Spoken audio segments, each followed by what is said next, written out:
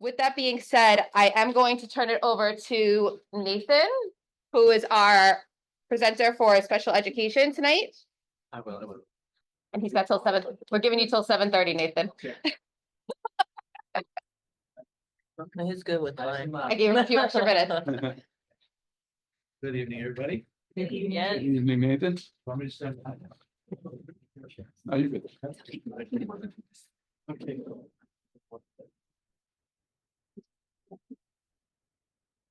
Okay, thank you, Louis. All right, good evening, everyone, again. Thank you for joining for my presentation on the IEP process for families for District 25.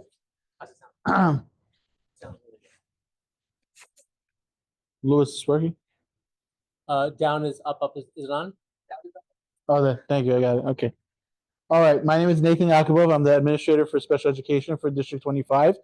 I work on the Dr. D'Antonio, the superintendent's team, and my contact information is on the slide, and parents can reach out to me for any questions regarding evaluations, services, assistive technology, any placement questions that you might have.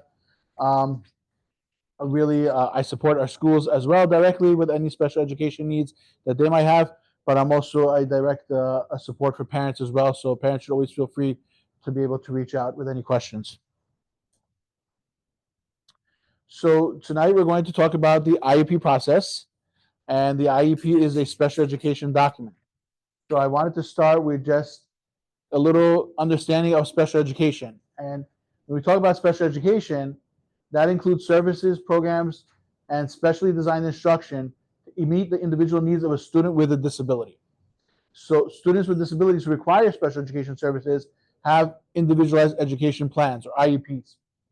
The IEP is created by a team that includes you, the family, when you're coming to the school and you're joining together with them to create this plan for your child that might have a disability. It's important to know that the IEP is a legal document, and it describes how the New York City Public Schools will support your child with a free and appropriate public education in the least restrictive environment. What that means is that we want to have your child as much as possible in the general education curriculum with an education with general education peers to the greatest extent possible, and as close to their home as possible as well. That's part of that as well.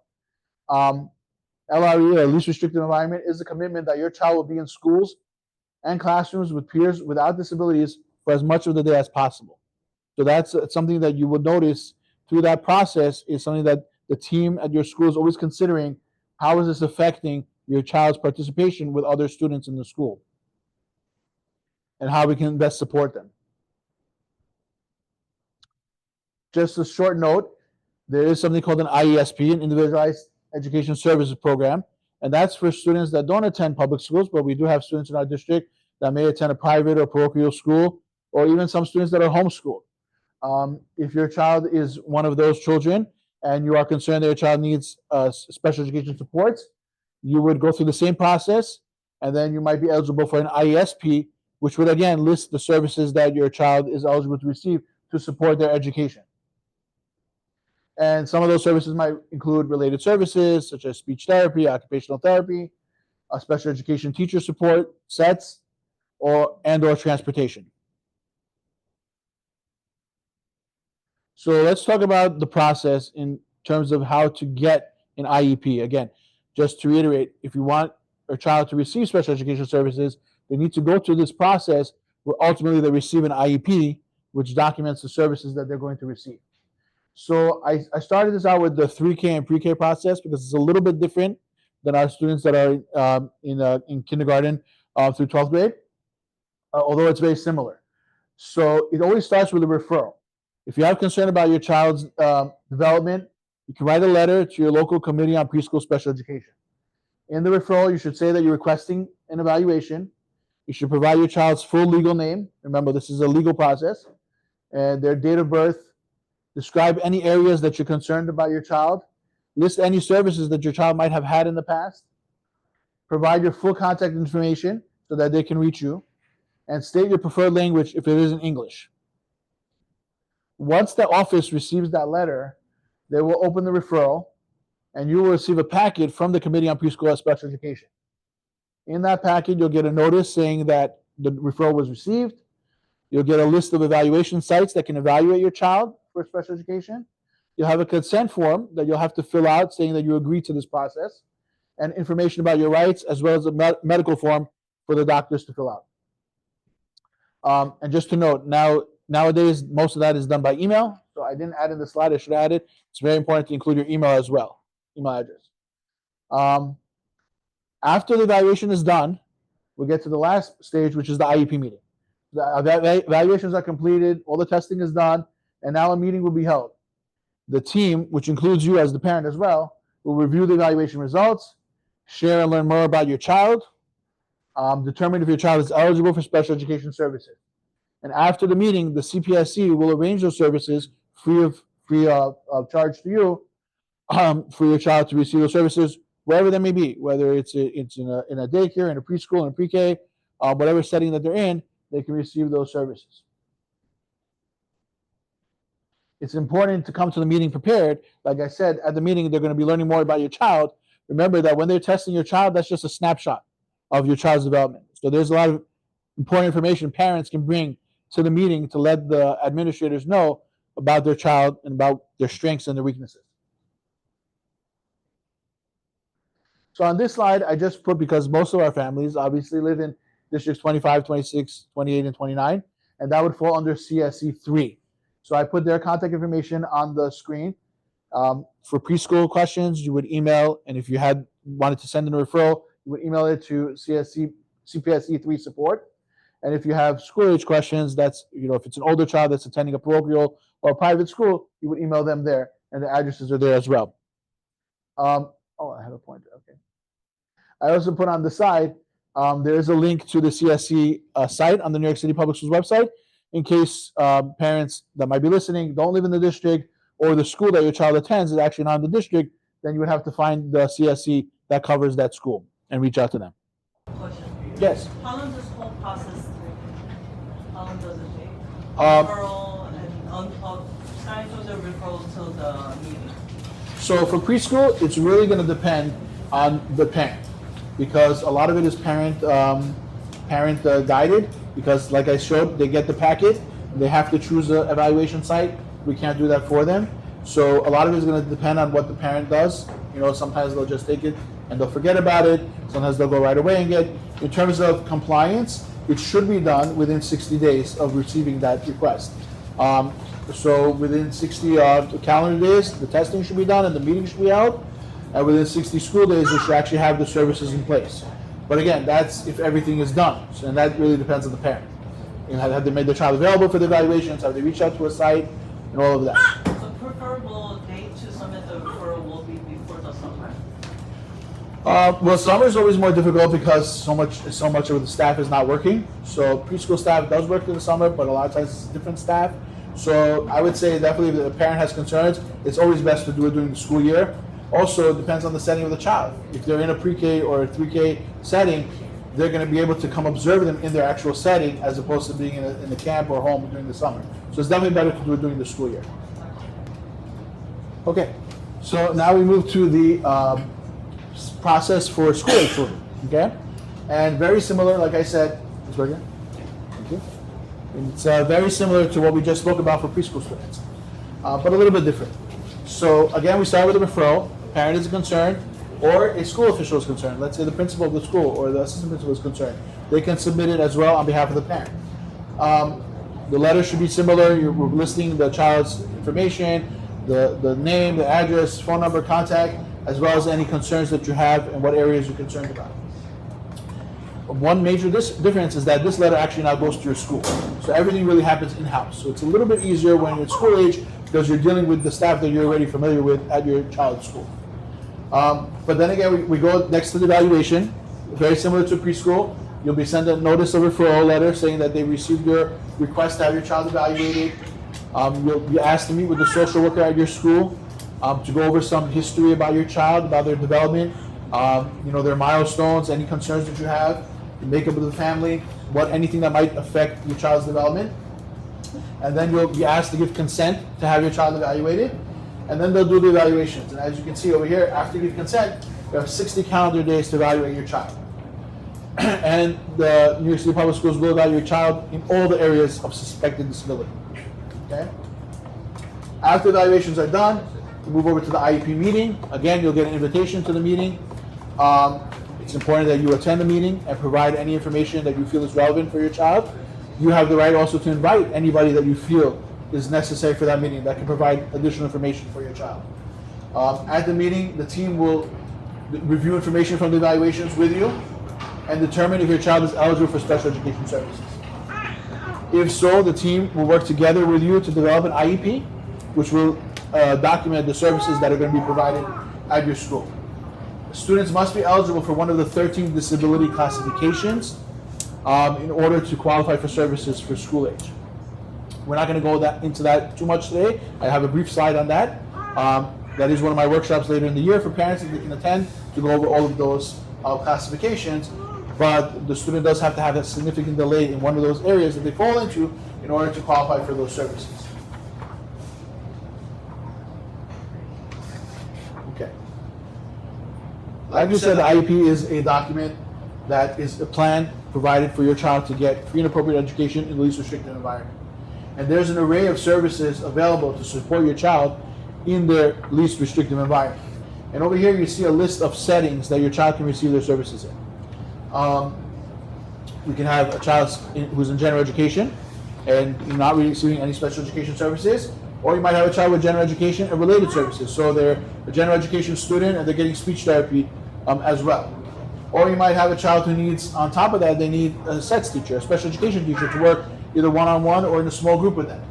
You might have a child in an integrated co-teaching class. That's a class with two teachers, one special education teacher, one general education teacher, and you have a mix of students in that class.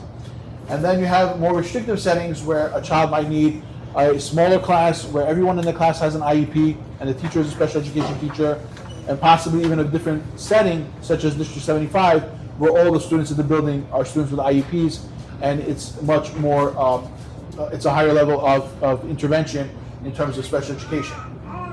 I put an arrow on the side going up and down, and the reason for that is because it's not that a child just fits into one category and it just stays there. There should be constant movement, and there is availability for movement. So if a child starts off, let's say, in a special class, and they're making progress, hopefully that's the goal, and they're doing better, and we want to see if maybe they can move into a different section of this continuum. Or maybe they're not getting enough support and they need something more restrictive. So we want to add some services. So there's a flow over here. And that's this is, the IEP is kind of like a living document where we meet again and we can reopen that and see what needs to be modified, what needs to be changed in order to serve the student best. So, like I said, I just want to note the disability classifications. So there are 13 classifications. Some of them you've probably heard of: autism, right? Learning disability, speech or language impairment. These all are educational disabilities. So any child has to fall under one of these categories in order for them to receive special education services at the school age level. For preschool students only, they would be classified as a preschool student with a disability. We don't get as specific with smaller children because they're still developing. So they do have to meet a criteria. They have to have a certain level of delay, but then they would be classified as a preschool student with a disability. And just in red, you see that the team identifies the classification that most affects your child. So, there might be a child who has speech delays and also has autism, but the team looks at what is most affecting their learning, and then they choose that classification. Okay, this is an important slide, and it's reporting progress to parents. We are your team, the people that are servicing your child, the teachers, the service providers. At a minimum, they should be providing progress reports to you as the parents on how your child is doing on their specific goals on the IEP. And it's indicated on your child's IEP when those reports will be coming to you, but at a minimum, you should be getting those at the same time that everyone in the school is getting report cards. So I put this here because I want families to be aware of this, and if you're not getting these reports, if your child has an IEP, then you should be asking your school, why am I not getting a specific report for my child on their IEP, how they're doing? I know my child gets special education services. I want to know how they've been doing. It's report cards now. Everybody's getting a report card. I got the report card from the teacher, but I want to see how he's doing with his speech therapist, with his occupational therapist, with his physical therapist. So you should be receiving specific goals for that. And that's important because that goes back to what we said before of that movement. The goal is to have your child in the least restrictive environment where they're not getting as much services and as much separation from the other students. So there's no way for us to know that unless we're actually seeing their progress.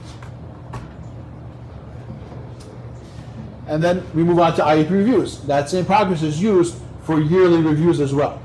So at least once a year, the IEP meeting must be held to review the entire program that was recommended, see if it's still appropriate, how the goals have been doing, has there been progress, maybe the goals need to be changed, maybe the programs and services need to be changed. All of that is looked at.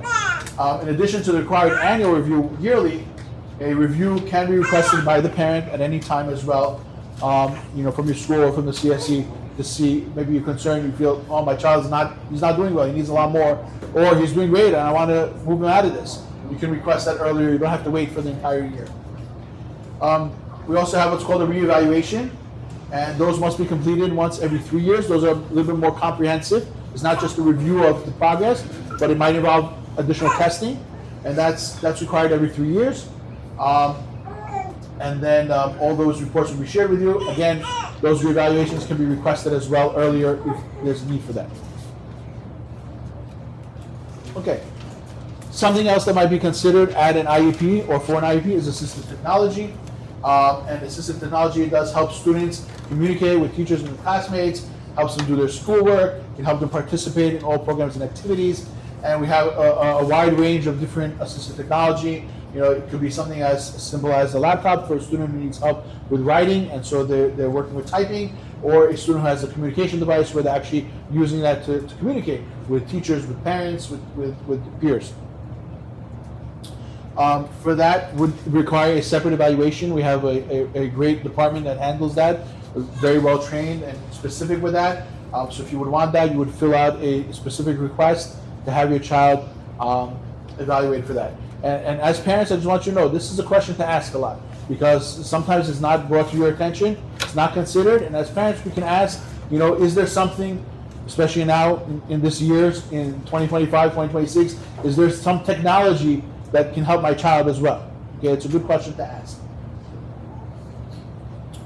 Okay, we also may be considering behavior supports for your child.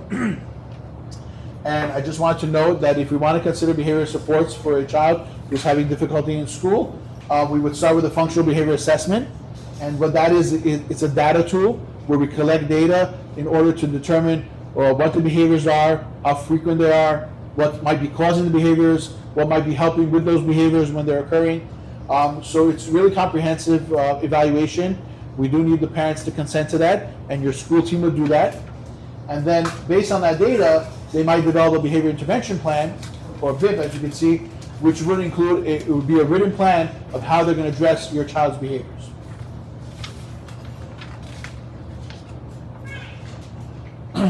Something that comes up a lot is IEP paraprofessionals, so I just wanted to bring some of that to your attention. We do have paraprofessionals that work with our students in our schools, either one-on-one or sometimes in a group, sometimes with the whole class. And really, these are the types of paraprofessionals that can be considered through the IEP process.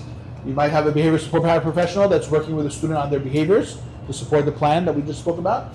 You might have a health paraprofessional. A child might have diabetes or seizures and they need to be monitored, so they might have a health paraprofessional. A toileting paraprofessional for a child with needs in going to the bathroom. Transportation, if a child has issues for the bus that needs to be monitored. Or orientation mobility, which is less frequent, that's for our children that are visually impaired, that might need a para to help them navigate the building. On the bottom you see that also if your child was recommended for a bilingual program, and we don't have that program available, your child might be assigned a language paraprofessional to support them as well until a bilingual program can be identified. Okay, that's really the IEP process, but I just wanted to put a note about 504 accommodation plans. Certain students don't need an IEP. They don't have an educational disability, but they do need some accommodations due to a medical condition or a health condition. And this can be a permanent condition or it could be a temporary condition. Students would qualify for a 504 plan if they have a physical or mental impairment, and the impairment limits substantially at least one major life activity. So I would use as an example, a child, let's say they broke their leg, right? So they might get a 504 plan for a short period of time where they need certain accommodations in the classroom, maybe where they're sitting, maybe they need a paraprofessional to guide them throughout the day, to help them.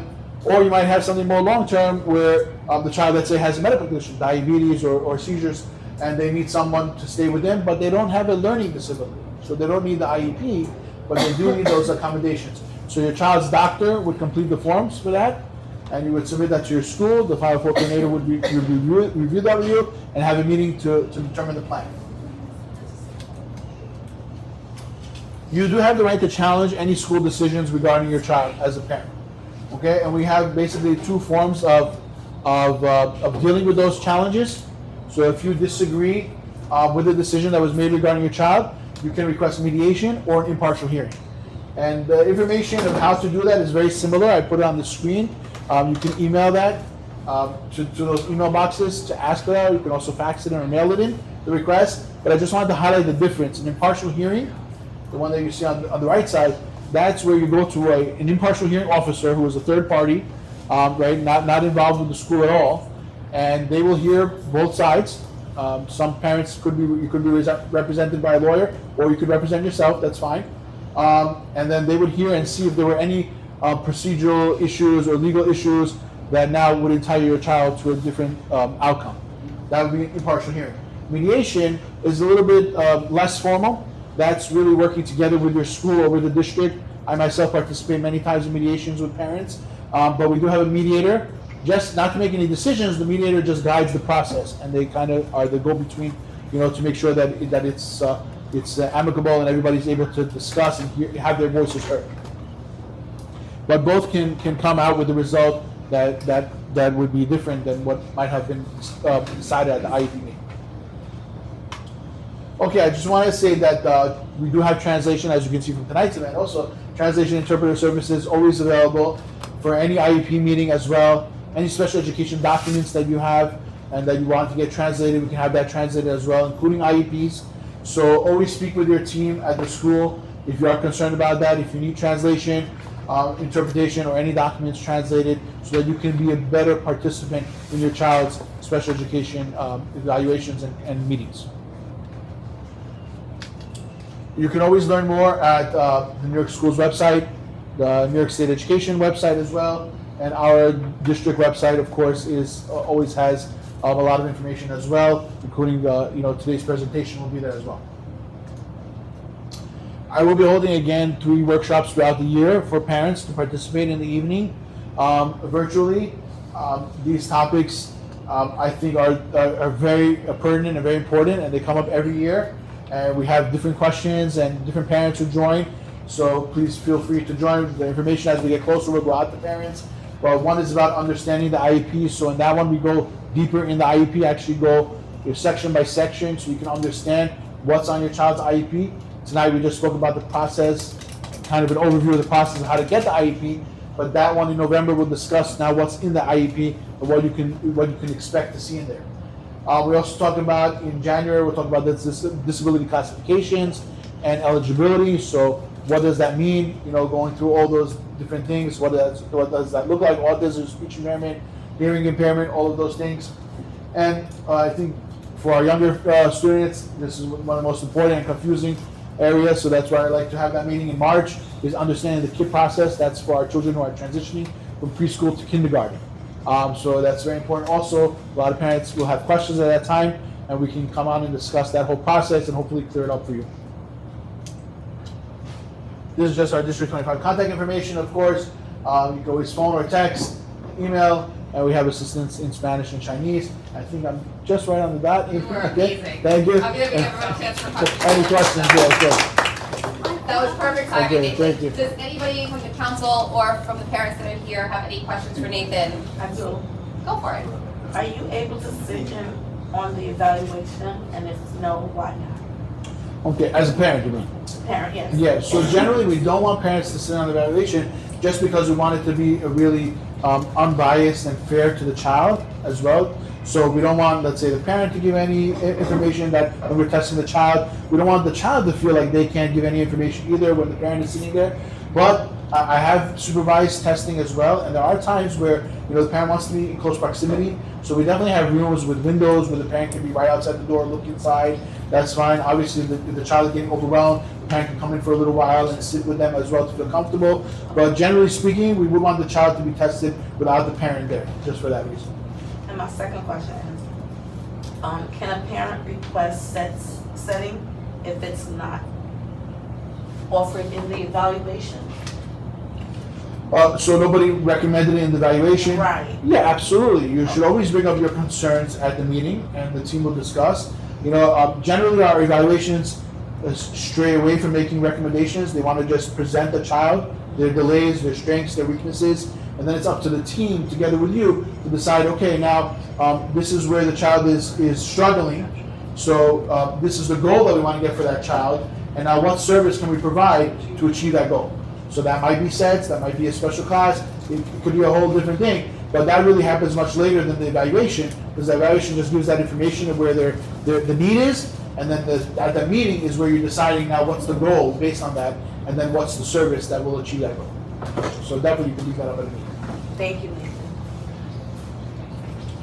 I have Yeah, a quick question. sure. Under the profession, I didn't see speech therapist because there's a one case, one of the parents, the child, everything mental, physical impairments, everything good, but somehow the kid was going through selective speech mutism. So mutism. Yes. So do they also qualify for IEP?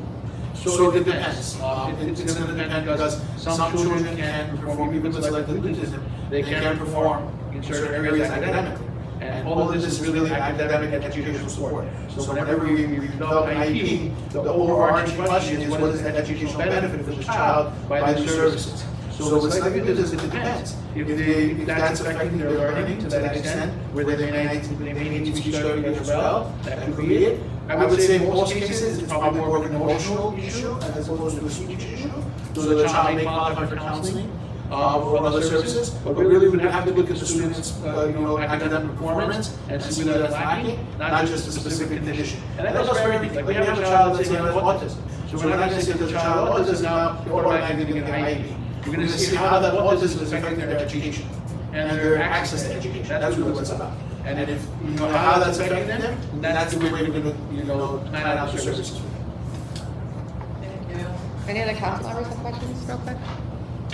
I'm gonna have Dr. Mike look through the chat real quick, and I know we have a couple Yeah, there were a questions couple of here. questions just around waiting time for AC devices.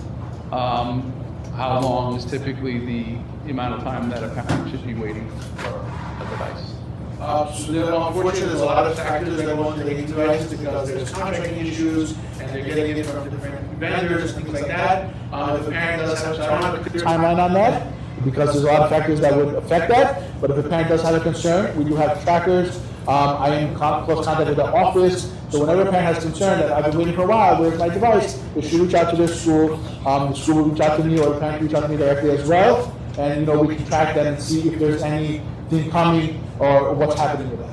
Yeah, for the parent that included that in the chat, please don't hesitate to reach out to Nathan, send him an email, he's got contact information. My goodness, I just got caught on the back of this. Yeah, I'm gonna try that for you for a second. So make sure that you reach out to Nathan and he will help track that device for you. I will tell you that if you reach out to Nathan regarding any special education services, he will get back to you. I want to do it for my own child, so being a council member as well. Tracking that AP device, we were able to find that and we got everything moving, so that is definitely something that can be done. Yes, we have.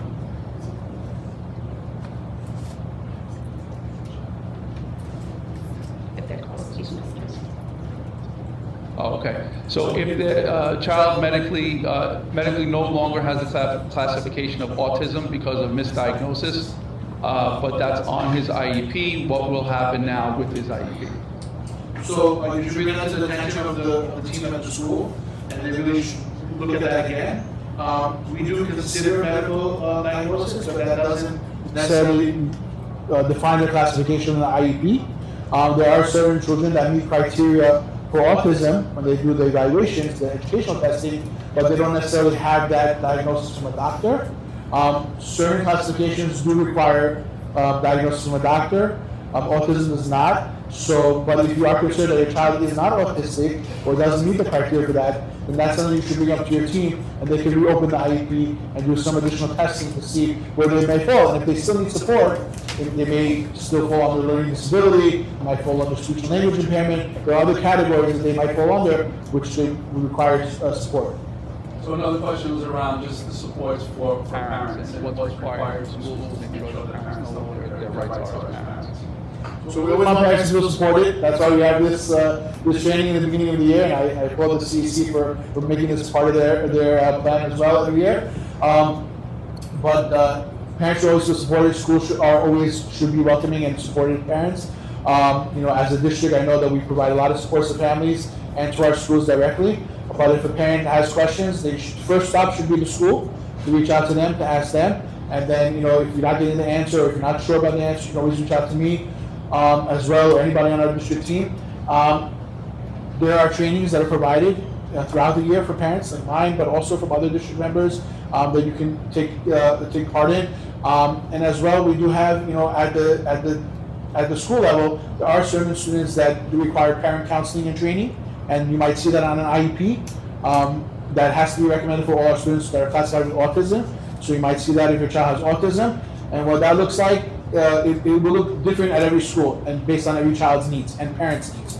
So some parents need to come in and speak with their child's speech therapist and learn what they can do at home. Some parents need to come in and meet with the social worker to get strategies on how they can help with their child's behaviors at home. So all those types of things. And then, our schools, we do have social workers, school counselors that they can assist as well. And we do have a district social worker that can help parents if they have questions about services and supports outside of the school as well. Yeah, and the last question we have here, Nathan, is around Paraprofessionals paraprofessionals and the duration of time that it should take for a paraprofessional. And the parent that is here, I'm assuming that the paraprofessional is within the IEP. How long it should take for a para to be assigned to a So ideally, as soon as that para is placed on the IEP and we have a start date, we would want to have that paraprofessional in place. The reality is that the paraprofessional is a human being, so we need to get that human before we can actually provide it. So just like in any case with our teachers, with any staff, right, we have to be able to find the person in order to do that. We do have a system for that, it's ongoing, where schools are hiring paraprofessionals. We have the sub-paraprofessionals that can come in on a daily basis when needed as well. So if you feel that your child, for some reason, is lacking in that area right now, and it's on the IEP, speak with your school, the administration at the school, and find out what's going on. Maybe there's somebody coming in. It could be sometimes you're not aware. That shouldn't be the case. You should be aware. But sometimes the para is in place. They just haven't notified you. So you want to follow up with that and see. But again, we do have mechanisms in order to try and find those people to service those children. There's one other question. She had her hand raised, but now she's in person. Sure. So, Venus? Hello, welcome.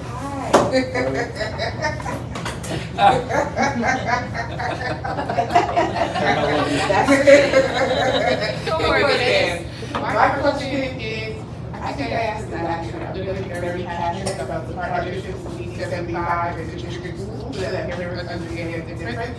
I worked at some school for the first time in my 20-year career in an ESY summer program. So the eye-opening in district that was from 100 students in the program to 550 students in the program. Nonverbal, twinning, autism, and it's a huge influx in our schools.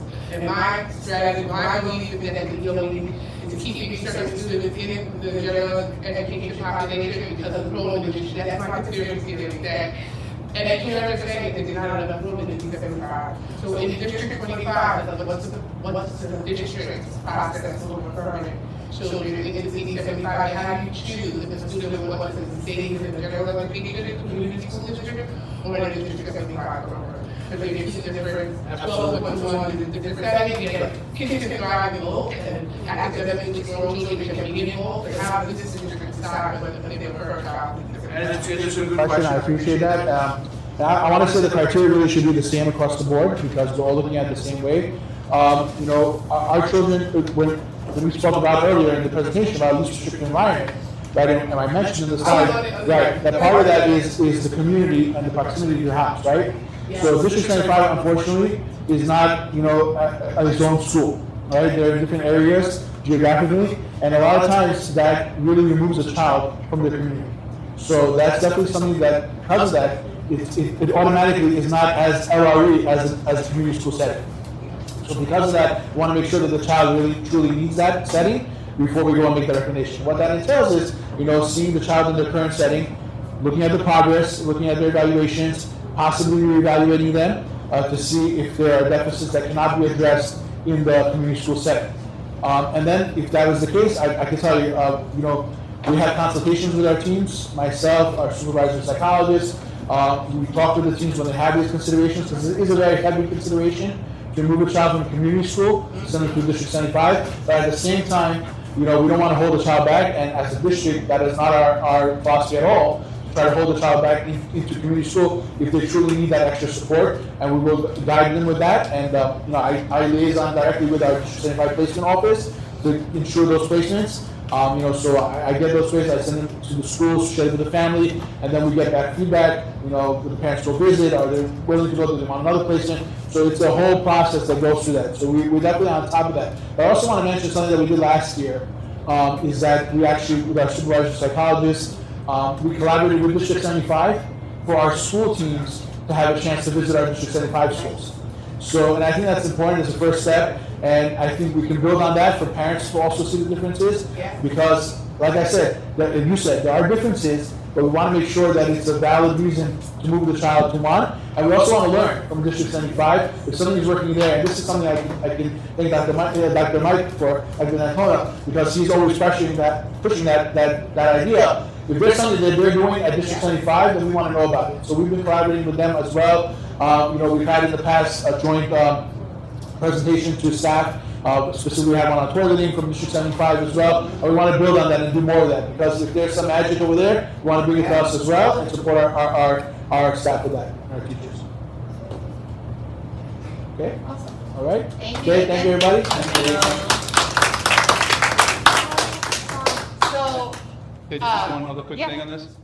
So for parents that have shared some direct messages with me, I just want you to be aware, we will be reaching out to you so that we are connecting based on your concerns. So those, I just want to make sure that you know that we will be following up. awesome. So next, we actually, going along with the special education presentation, we decided to have a special presentation tonight in regards to sensory stuff. We have an organization called Fun and Function doing a presentation, and we have Hannah Loeb that is going to be speaking with us. So Hannah, you can take it away. I have the box here for our council members to kind of look through, and they all have the putty, just so you know. Sorry, we're also bringing our other council member up. That's okay, no problem. You're good, Hannah. You can start. Okay, fantastic. Okay, good evening, everybody. First of all, thank you very much to Dan and Egypt for facilitating the conversation. And it's a real privilege to present to Dr. Mike and team. My name is Hannah Loeb. I'm New York City Department of Ed Partnership Manager at Fun and Function. And I'm excited to present to you our Active Mind School Partnership Program. We'll sort of start off with a short overview. I'll walk you through some, different types of strategies and options, and then we can take a look at what it looks like once it sort of gets to the schools. So the beauty of the Active Mind is really thinking very holistically about all types of learners and students. So not just students with IEPs, but really thinking about those gen ed students as well. And thinking about it from a cognitive and developmental standpoint, we very much focus as well on student wellness, emotional wellness, a lot of focus on the SEL department, thinking about executive functioning, sensory processing, and for those of you that have other types of programs going on for your children, for your schools, so Nest, Horizon, ICT, AIMS, this program really works alongside that beautifully. And it's really for all ages, so thinking about pre-K centers going through to elementary, middle, high school, and then leading beyond that. And the beauty of the program is it's not just supporting the students, but also thinking about those carryover measures. So the way how we do it is by really introducing an infrastructure at a classroom level, but then also thinking more globally about creating and designing spaces so that it's really about building up that student wellness environment through sensory corners, hallways. We do design and develop sensory spaces, as well as a heavy focus on training, professional development, as well as the resources for both parents and employees. So it's not just a crisis management, it's not just about creating or intervening with an intervention that's sort of standalone. It's thinking very comprehensively and globally in order to really create that impact for all learners, but really to get that carryover so that these students are really supported throughout their journey. Now, the program really starts by looking at what's going on in the classroom environment, because the more that we can get inclusive learning, the more students that can access their learning inside the classroom, that's already our biggest win. So the breakbox that you have in front of you is really a library of different resources and tools. The one that I'm showing you up on the screen is the elementary level, but of course we go from infants, early childhood, elementary, and then we have a teen breakbox as well. And it's really thinking about all types of learners and really giving them that access through learning through sensory exploration. So think about tactile manipulation, those students that need to keep sort of touching and manipulating things, noise reducing headphones to block out the overwhelming noise, lots of weighted components to keep students grounded, different types of oral inputs, the kids that are chewing on hair, biting at things, visual components, helping them really to stretch and really be able to have that type of resource available.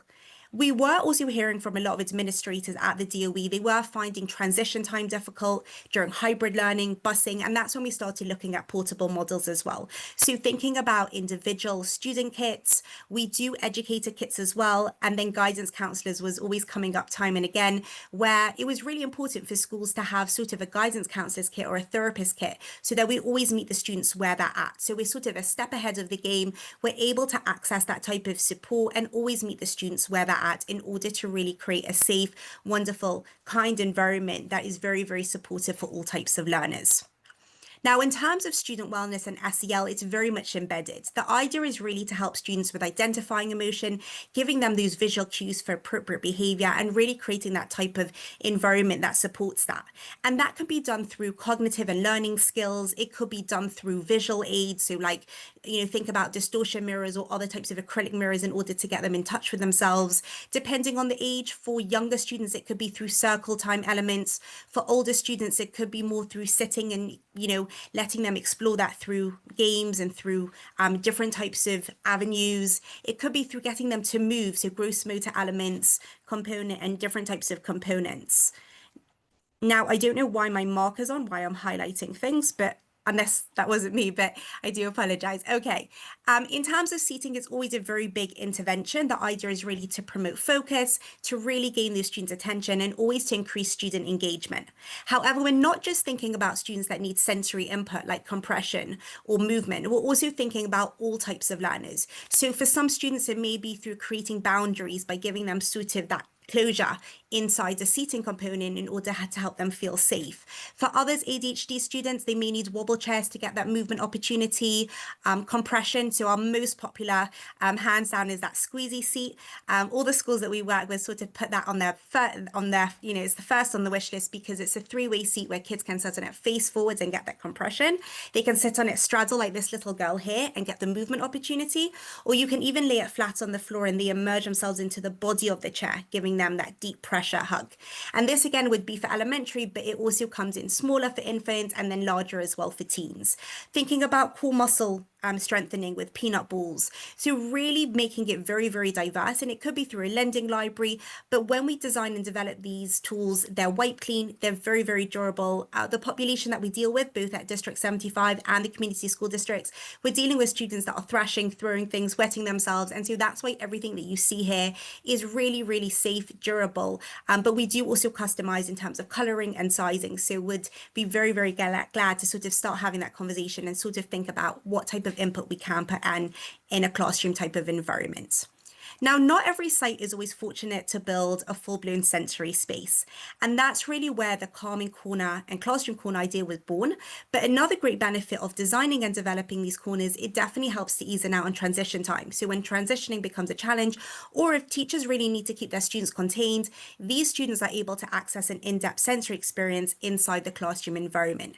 Now, it's very diverse within itself. So thinking about adding in active elements like a jumping board for those kids that need some proprioceptive input, the kids that need to move and jump around, calming elements, it will typically always house the break box. It could have some hideout a hideout component, flexible seating options, and then lots of different types of wall panels. So take something, for example, like the sequin wall panel, great for tactile manipulation, but also use it as a learning goal. So let's draw numbers, shapes, letters, draw me how you feel, and really getting these students to interact. Even students with very high disabilities, so students that are nonverbal or students that are aggressive, just helping them to channel their emotions through sensory input and getting them to be sort of included and really feel a part of things by really having their needs met. Now, when we design and develop these types of corners, it's very much thinking about the needs and sort of doing almost that needs assessment to think about what are the school's pain points and where are these students struggling and how can we build it up. And for some schools, they like to create something very uniform and basic across all their classrooms. It could be something very mobile. It could be more literacy led.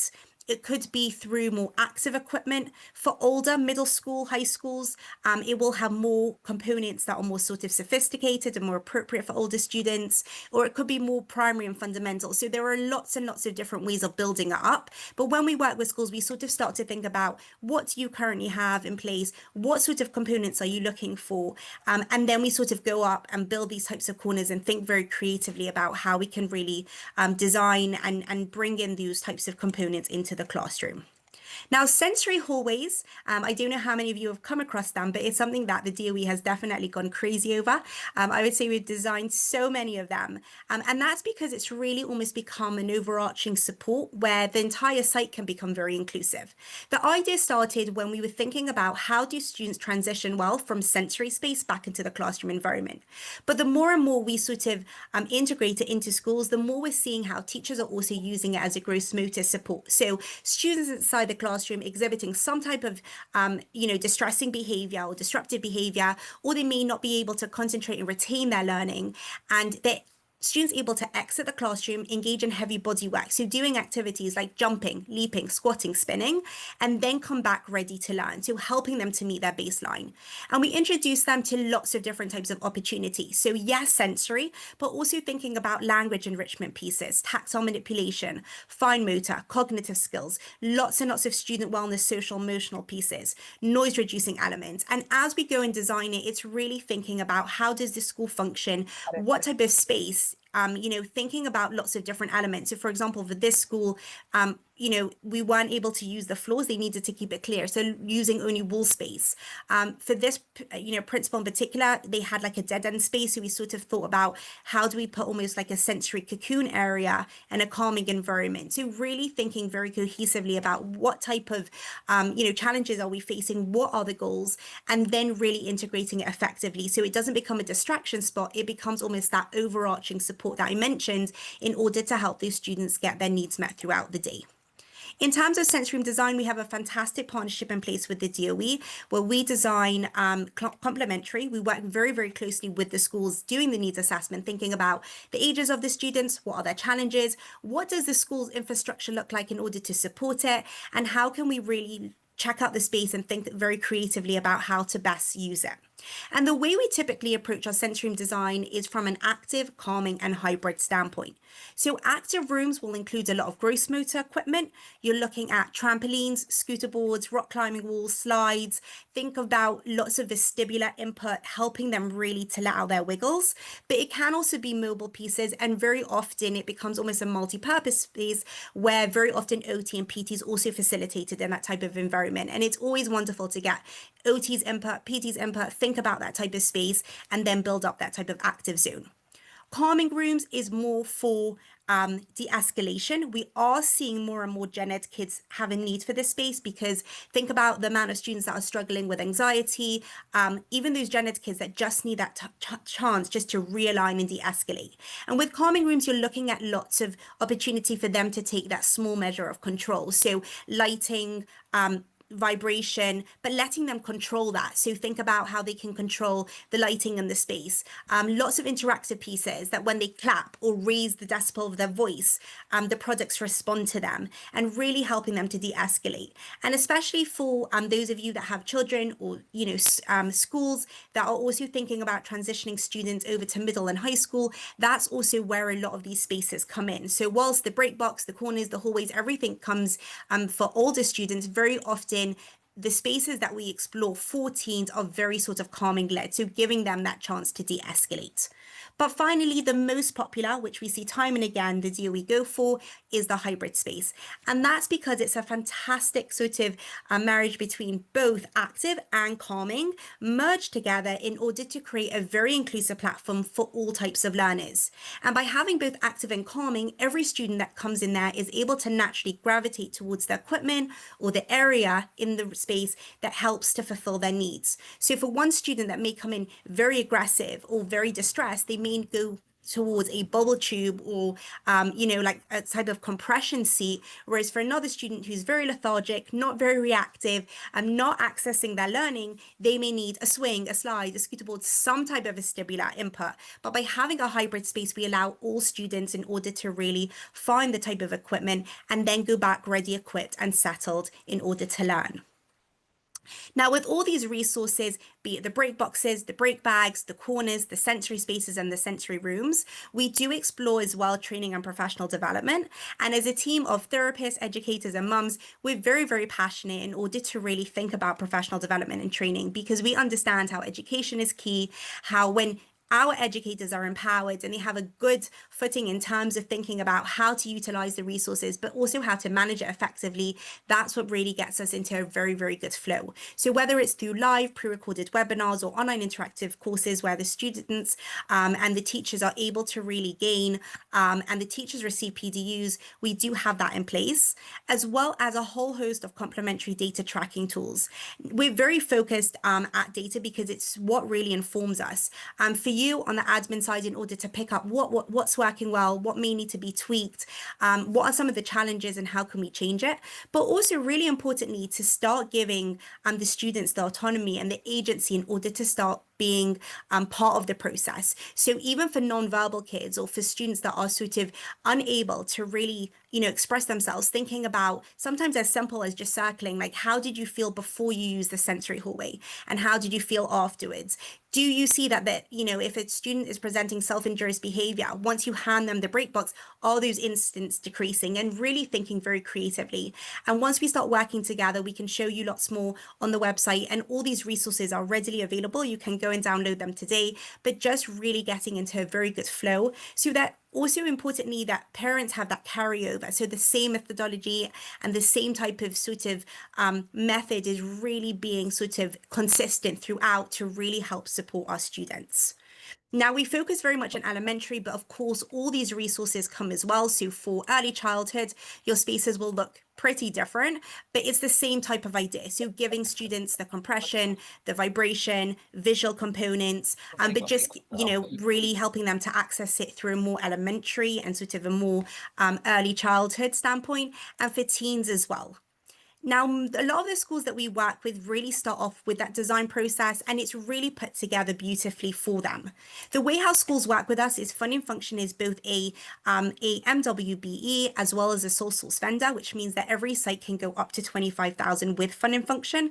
We provide all that type of information as well as our object codes that the schools use in order to access. And really do feel free to pass on my information. Schools can reach out, parents can reach out, they can give me a ring, send an email, or just take a moment to scan in the QR code. It doesn't oblige you in any way, but just to start having that conversation around what's out there, how we can support your students, or what are some of those challenges and how we can help to work through that. We did also bring out some pre-packaged options recently. Lots and lots of principals and APs were struggling sometimes to come up with building a space from scratch. And that's when we started looking at pre-packaged options. It's really there just as a framework so you can sort of get an idea, but it doesn't sort of, define that it has to be through this type of price criteria. So for example, if it was an early childhood, they can sort of look at different space options just as a baseline. They're very hybrid based, our packages, so thinking about lots of different components, and we have that for early childhood, elementary, middle and high, District 75, Nest and Horizon. Lots of ICT programs also use that, as well as sensory corners and pathways.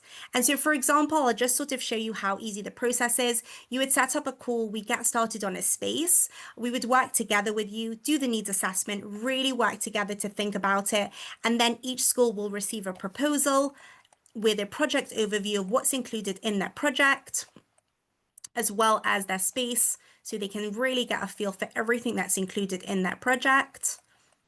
And they'll receive a quote with the DOE billing information so that they can put it straight through FAMIS, their ship to information, our sole source and MWB documents, and then a breakdown of all the equipment. So you've got something that's really concrete in order to get started, as well as our our delivery, our quality assurance, and all the data tracking tools included as well. So it's something that is very, very cohesive, but also importantly there to support the schools to really help them through on their journey.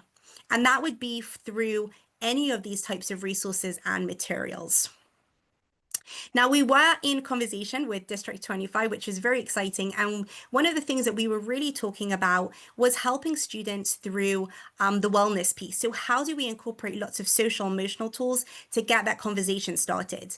But of course, also helping to support them through a sensory lens with executive functioning, but making sure that it's really something that can really support the schools.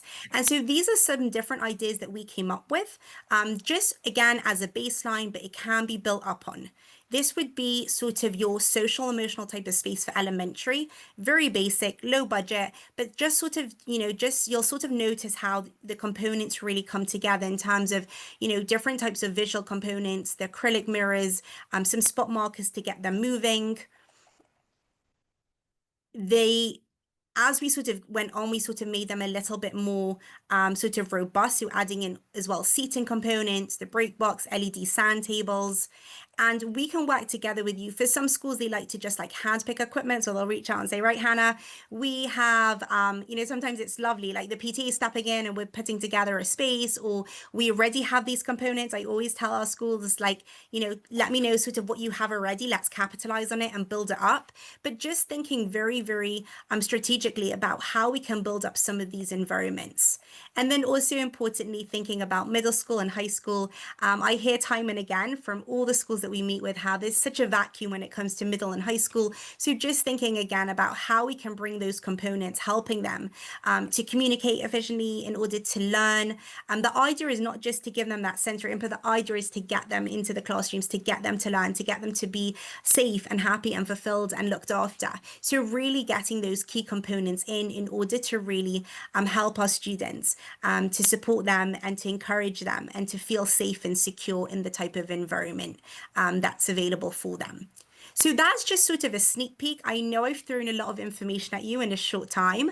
And I sort of, just want to take a moment to give you all a chance to, reflect. Feel free to pass around the components in the break box.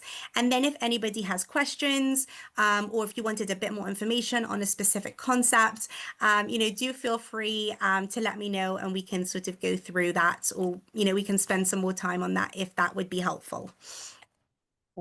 Thanks, Hannah. So one question in the chat, I'm not sure if you saw it. Parents Yes, I'm want to gonna know open the how they chat can advocate for their schools to include this more in these designs and really kind of push for them in their schools. Yeah, so what's the question? Can they do that? Is that the question? How the parents could go ahead about advocating for it. Yeah, I mean, I would probably be able to connect that better than Hannah. Just for any of our parents that are looking to advocate, we have a variety of different spaces inside of our schools, whether that's connecting with your PA, PTA president and their collective board to connect with them. Certainly our building leaders inside of our buildings, our parent coordinators, connecting with your school leadership teams. All of these are spaces where you can utilize that voice. And on any given day is reaching out and calling the schools, giving some of your suggestions and feedback. Always most welcome, but those are really the biggest spaces for advocating for these types of things. Do any council members have any direct questions for Hannah? I know I've been passing around some of the break box Yes. like as we go, so they've been holding it. Stephanie. Yeah. I have a question. So I saw you guys help with setting it up and sending everything, delivering. You guys help with the installation process in the room? Great question. So first of all, just to speak also to the previous question, we do provide designs as well. So once you sort of get through to the right people, we will sort of, we're happy to give you the design placement and really sort of set it up sort of in terms of CADs in order to help you sort of just visualize and be able to work with it. In terms of installation, we do the big therapy gym, so the gross motor spaces we do, whereas the pathways, the corners, even the hybrid spaces are very much like plug and play. So it's very much about looking at different type of equipment, working together with the team. Sometimes very often we sort of celebrate when like the OT, the PTs, the PTA, the parents get involved and help to choose the equipment. But more often than not, the schools are like, right, Hannah, it's your bread and butter. This is what you do day in, day out. Draw me a concept, then I have something visual to work with, and then we can sort of, work around it. So depending on what the design looks like, but if it is rock climbing walls, play sets, swings, things like that, we do come in for installation. Whereas if it's more calming items that are more sort of plug and play, then it's very much about mapping it out, and the schools manage to do it themselves. Thank you. Any other council members, questions? Okay, Venus, go ahead. Is she a DOE vendor that Yeah. works with the district? What schools in the district is she in currently, and what schools are they planning to be in the future? Is this something that is in every school No. or No. select schools, or No. how are schools in partnership with her? Like, did the district so decide who works with her, or does she? No, so Yeah. so this collaboration came out of an outgrowth from the CEC Oh, in We had to connection. contact it first. But Hannah also does work with some of our schools, but it's not a district-wide. Everyone has these types of spaces in their building that are designed through this particular organization. Okay. We do have many of our schools organize calming corners and things of that nature, but not necessarily designed by Fun and Function. Do you know which ones have fun and function? So I know PS 24 has the sensory walls and the sensory hallways. I can't pinpoint others that you work with specifically, Hannah, but you would know that better than I who you're working with. But Yes. What I'll do is I'll pop in the it's not a chat box. district-wide expectation that they're working Yeah. Fun and Function in other words. All the DOE that they Yeah. have access Yeah. to work. Yeah, absolutely. And what I'll do just before I pop off, I'll put in like a lookbook just with like, a handful of the schools that we've worked with, and you may just recognize, some of the schools. And, once we meet, we can definitely sort of point you towards spaces and see whether there might be opportunity for you to hop over and see things. I'm always a fan of sort of like seeing and then building up slowly and organically, making sure it's intentional. We're very mindful never just to park products. It's not just about selling pieces of equipment. It's about really figuring out what's going to work for you, how your school operates, thinking intentionally, and then building it up slowly. So I can definitely point you when we meet one-on-one to like nearby spaces and see whether maybe there's an opportunity for you to pop by and take a look. Any other questions? Okay, Hannah, thank you. I did have one last question. The box that Yes. we received, is that something you want us to send back, or should we keep it at the district? What do you want done with that? Yes, good question. Please feel free to share it out and give it out and enjoy it. And yeah, let us know how it goes. Awesome, thank you. Okay, with pleasure. I'll pop my information in the chat box, but thank you again for the opportunity. And if anybody, if you want to set up a time to talk and work things out, definitely feel free to reach out. And thank you so much. So I'm going to mute myself and I'll pop it in the chat box. Thanks, Hannah. So we Thank gave you, out Hannah. putty for everyone to keep so far. We also gave to the people that are here. But we're gonna move on as we kind of got a little behind schedule tonight. So we're gonna jump into Dr. Mike's superintendent report.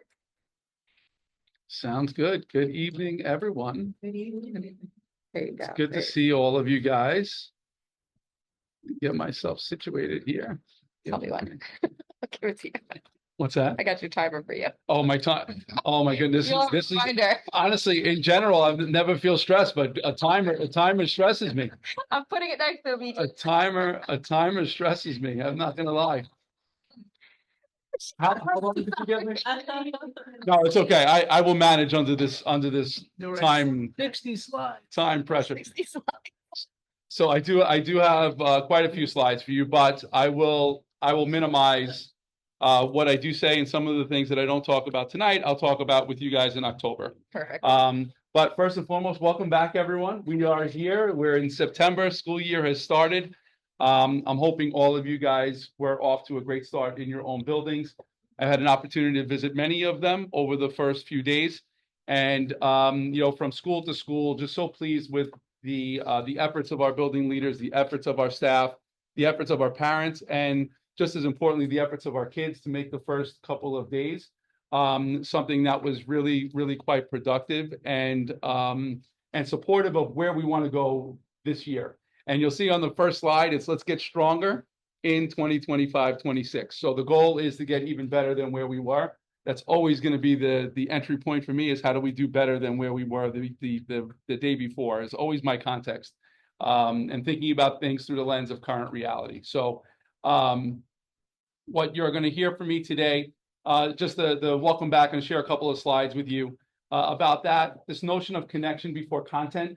I want you to be aware of the things that we're going to be pushing out this school year in terms of building this space of social emotional connections with our kids and our staff. How do we do that productively as a collective group? And then I'm going to share a little bit around district expectations, things that we really want to get accomplished this year. Included in that will be a short little space of celebrating some of the progress that we made from 24-25, moving into 25-26, and how we want to continue to build on those outcomes. So here we are. We had 24,000, upwards of 24,000 kids made their way back into school on September 4th through 34 schools, 2 pre-K centers. Again, big shout out to all of our building leaders, teachers, staff, parents, and students for making the entry into our buildings a success. And what you'll see on this slide are just some of the varied approaches that some of our schools engaged in to welcome kids back, whether that was our mascots out in full force, or balloon arches, or one school in particular brought out some folks on stilts to welcome their kids back into the building, or hearing the Rocky theme as children marched into the school. Each of our buildings had their own approach to engaging their kids, including some of those pre-entry things, whether it was popsicles in the park, or a carnival, or things that were going to get kids excited about coming back to school for the first couple of days. So big shout out to everyone for their efforts in making that a reality. So I do want to start with this particular slide. One, to share around the partnership that we're looking to continue to grow as a CEC in a district. And there is a QR code there, and there is a link in the deck for any family, student, community member that wants to share a little feedback around our newest iteration of Strong Roots, Strong Schools. So the way that this used to read was from many roots growing as one community, to this newest iteration of from many roots growing in wellness, kindness, and community as an outgrowth of feedback that's come from the CEC. What we do want to get accomplished is to get as many spaces of feedback around how do we want to define these terms for our district community so that we can grow it together. But we do need to get some feedback on that first. So I'm asking all of our families to do that. We're going to be sharing this Padlet link for all of our kids. We're going to get feedback from our kids so that we can land in a space that's most effective for us to work together on as a collective group. So I share this with you because it's important for me that we continue to lean in on our focus on strong roots, strong schools, which is really about building strong foundations. How are we building strong foundations for our kids in each of these components of our work, whether it's academics, social, emotionally, making sure that we have student voice, all around how do we build this as a community? And the things we believe in as a district are things that we're also asking for our schools to think about as well and bring to their own communities in their own ways. Another quick announcement, this one really, really important. For any of our families that are looking to get involved in ESL classes that want to learn English, we have partnered with the District 79 program from New York City, and we offer free ESL computer classes. There are courses on citizenship for all adults that are 21 years of age and older here in District 25 at IS 237. Last year, they had hundreds of families that participated. They started registration. Registration continues. It's not something that you need to worry about. Oh my goodness, I wasn't there on the 8th. They started on the 8th. You can reach out and utilize the contact at d25.nyc, and we'll put you in contact with the supervisor that's running that program at their school. the more families that we get involved in this, the better. From my standpoint, it's just about making sure that everyone knows. So we do share these flyers widely. We're going to continue to share those flyers widely so that our families can engage in this as much as they possibly can. And what I can tell you is during the year, they offer a variety of different events and activities, and I've had an opportunity to participate in them myself. And just to see some of our adults in our community be excited about being in one of our schools, in and of itself is a cool thing, let alone that they're there to learn and grow for themselves and the next steps, whether it's about learning English or learning computer courses to help them moving forward in their own lives. I think it's just a really great, productive thing. So the flyer is there, the location is there, and the things that they're offering are there. If you have questions, use the email contact@d25.nyc for more information. Okay. Connection before content activities. I'm going to show this very, very briefly, but I want you to get an idea, and I have to reshare really quick because I didn't include the volume, and for whatever reason, every time I share, I forget to include the volume. Oh. And Sorry. Got it. Okay, thanks. So connection before content is something that we're asking all of our schools to be thinking about and growing in as the school year goes on, for connections with our kids and connections with our adults. Why is that important? Because I do truly believe that relationship building is essential for the growth of our kids and our community as a whole. So before we start any of our work at the district level, we're asking all of our folks to do it at the school level with their teachers and with our kids. How are we engaging in these connection before content types of activities? Now, we had over 100 new teachers that joined District 25 this year. And one of the things that we brought them through, and you might look at it and say, rock, paper, scissors. Mike, what kind of a connecting activity is that? What are you doing here? And I'm not suggesting that all of our schools engage our kids in rock, paper, scissors. I'm not saying that either.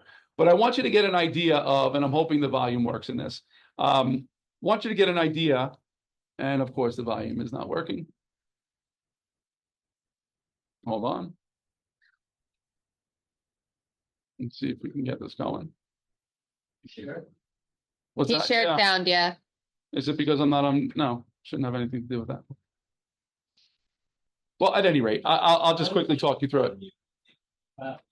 I've done this myself, and Yeah, it will if I unmute. But anyway, I'll give you some quick context. What the goal of this was, and I'll show you a little bit further along. So it had multiple facets to this. So the first part of this is aligned with our instructional vision, which is around explicit instruction. So within the context of explicit instruction, it's about making sure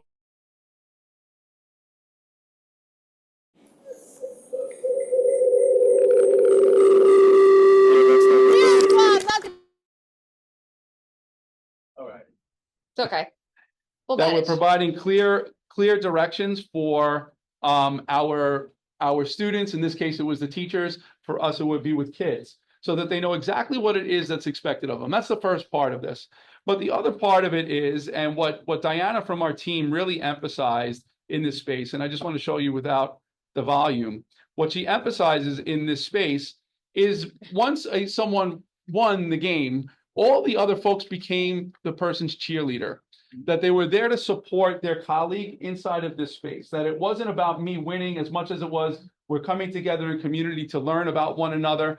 So we did this, and what wound up happening is that we had 50 people on one side, 50 people on the other, cheering on a colleague, because everyone can play rock, paper, scissors, right? Everyone should be able to participate in this activity, where we wound up learning and growing together. And some of the feedback the teachers were sharing is that they felt included, they felt celebrated, they felt appreciated, all inside of this small little space. Didn't take long, but it allowed us to connect with the others around us.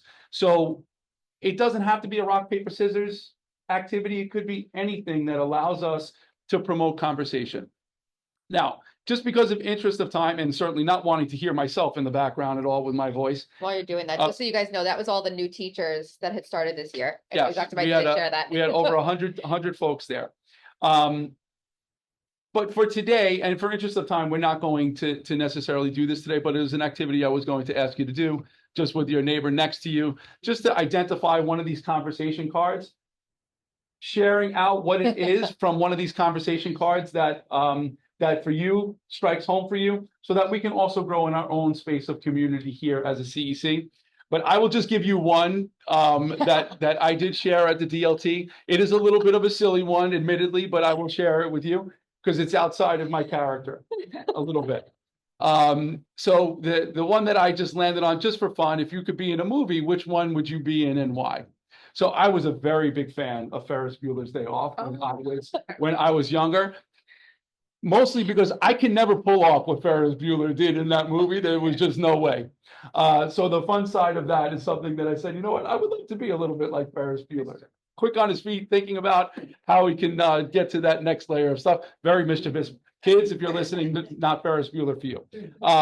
But needless to say, it's just about getting to know people and the things that allow them to connect with you and you connect with them. You may or may not like Ferris Bueller's Day Off because of whatever it's about, but you might have something that you connect with about it, right? And that's really what Connection Before Content is. And each of our schools has access to these conversation cards. So there are a series of them that come from our Mind Up program. That's our social emotional learning program that's across the district. And we've also pulled some from Sanford Harmony, which is another program that has countless conversation cards in them. Now, the goal is that as we're going through the year, these activities are happening with frequency inside of our schools so that our kids are becoming more connected with one another, that our teachers are becoming more connected with our kids. So just to be on the lookout for these, this is something that will be happening as the year progresses, as we go through more training and support for our schools to make it happen. But I just wanted you to be aware of that as parents.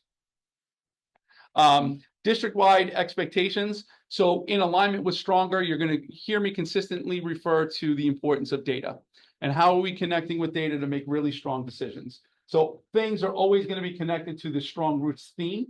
So the idea of Stronger becomes an acronym for us in terms of how are we using data to make strategic instructional decisions for our students inside of our schools, which our buildings align to what we call a PDSA cycle.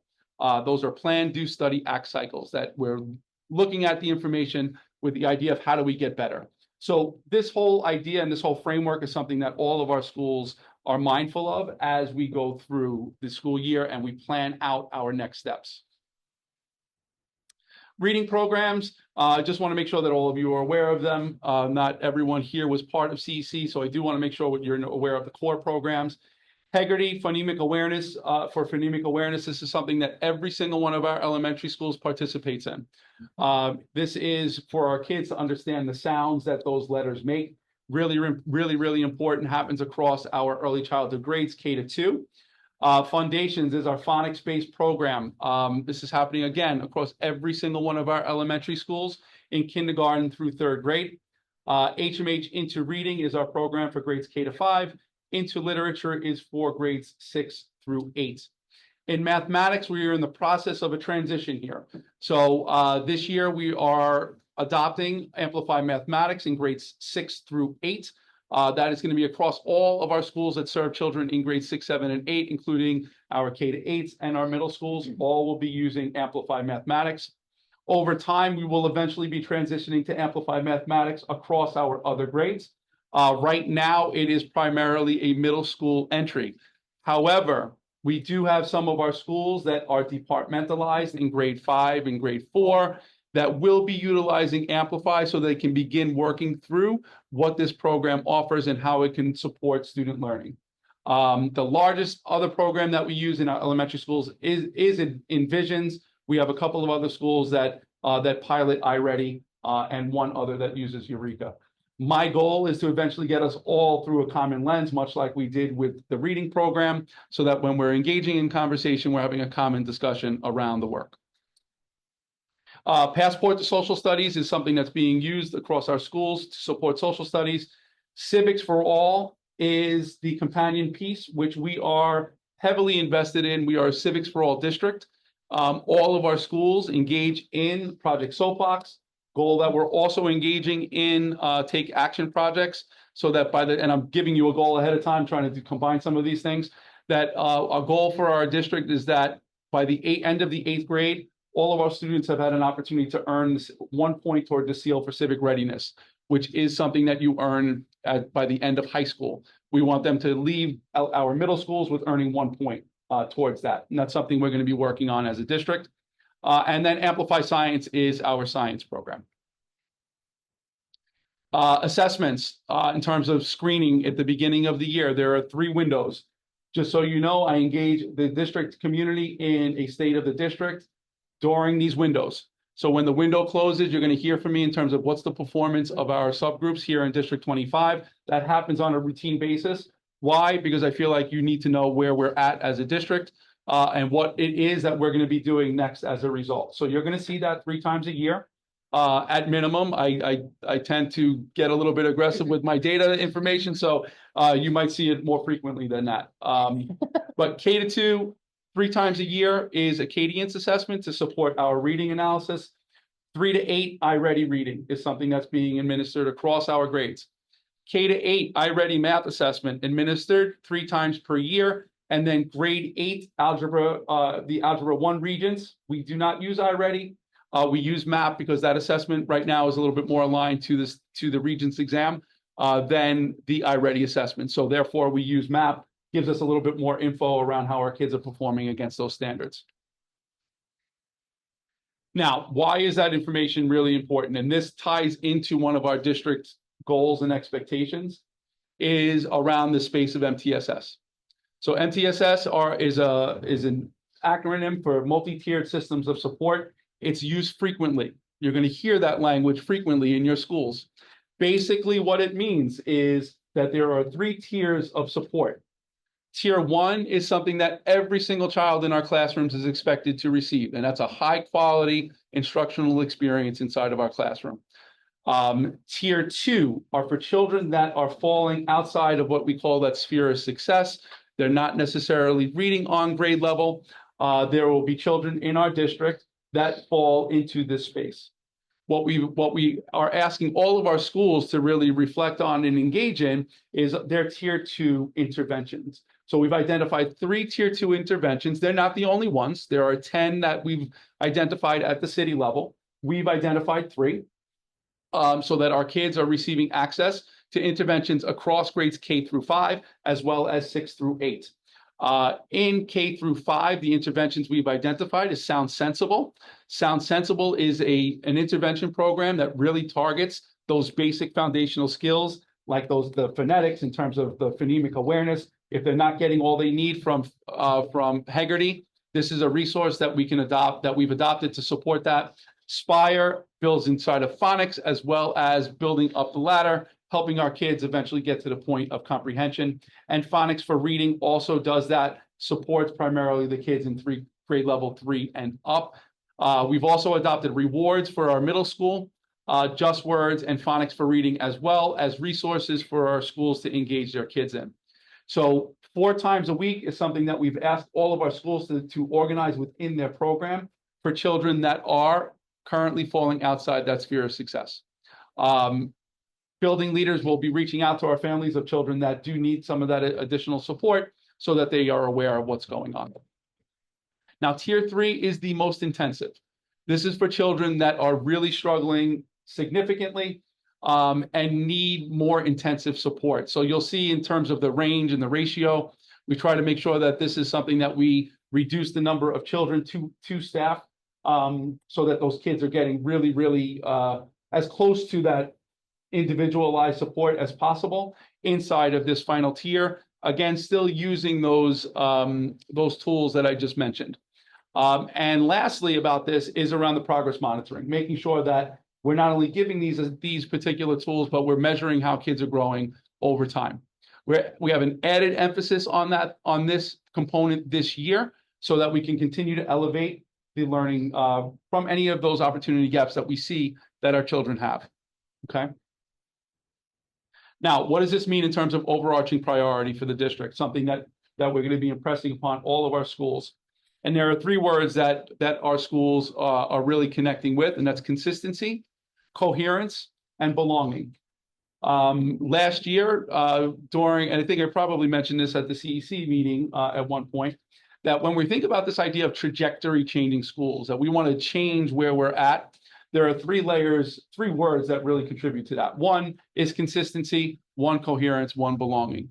When our schools are connecting with each of these things in meaningful ways, that we're thinking about classroom practice across all of our classrooms, does it all have that similar connection? For us, it's around explicit instruction. That explicit instruction is consistent across every room. The likelihood of us growing is going to increase. So it's around how are we supporting all of our classrooms to make sure that all things are aligned as possible. Now, where does that mean for us in terms of the district that I'm focused on? So there are three particular spaces of knowledge building that we're looking to do. Knowledge of standards, making sure that we're growing our knowledge of standards as a district.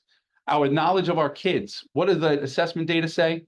And then knowledge of our curriculum resources, so that if I know that Mike needs something, the goal is, based on what I know that standard is asking for, that we're looking for those resources strategically to make sure that I'm matching the appropriate support for Mike during a lesson. And that's in the instructional core, that's in tier 1. The most important tier of all of them is that day-to-day in-classroom instruction is the most important component of our work that we want to continue to grow in as a district community. And it leads into our district CEP goals. Now, the goals I'm not going to run through today, only because I'm probably getting close to the hook already, I'm sure. But I do want to go over the data so that you have an idea of how we performed last year. I'll do this quickly and then certainly answer any questions that you have. This slide really encompasses it all. We do want to celebrate our successes. We grew by just under 6% overall as a district community. Our goal that we set at the beginning of the year was that we would grow by 5% as a district. With the exception to our targeted subgroups, which we said that we wanted to grow by 10% for our targeted subgroups. Now, we did not meet, but we are approaching. So we were at 9.3% increase overall in the ELA for our Hispanic learners, 0.7% away from attaining that goal. 8.6% for our Black learners. Again, we did not meet the goal, but we have closed some of that gap that we do see in terms of performance. Our L learners was a 4.6% change, and our students with IEPs was a 7% change year over year when we're comparing the growth of our kids. The overall performance for our district was at 64+% in reading. And then the overall for math was a 68.9. Now, math, we did not grow at the same rate as we did in literacy, but we did see some progress in our subgroups, the largest being our Black learners by over 5% and our English language learners by over 5%. Now, what you're going to see in the next set of slides will give you a little bit of an understanding as to why we're landing where we're landing within our goals. We still are going to be focused on our students with IEPs. We're still going to be focused on our students that are English language learners. We're still going to be focused on our Black learners. We're still going to be focused on our Hispanic learners, as well as all of our students. The reason why we break this apart, just so that everyone is aware, District 25, like all districts in New York City, are held accountable to state expectations. Part of that is making sure that we're monitoring the growth of our targeted subgroups here in district, which is something we are paying close attention to over the course of time. Now, what does this look like? I'm not going to run through each one of these in tremendous amount of depth, but the grade level that had the most significant change was our grade 3. Grade 3 grew by about 15% year over year when we're looking at our reading performance. Now, this is important because we've been doing a lot of work with phonics and phonemic awareness to improve that over time, and we are starting to see some of the fruits of that. And what is also important is cohort year to cohort year.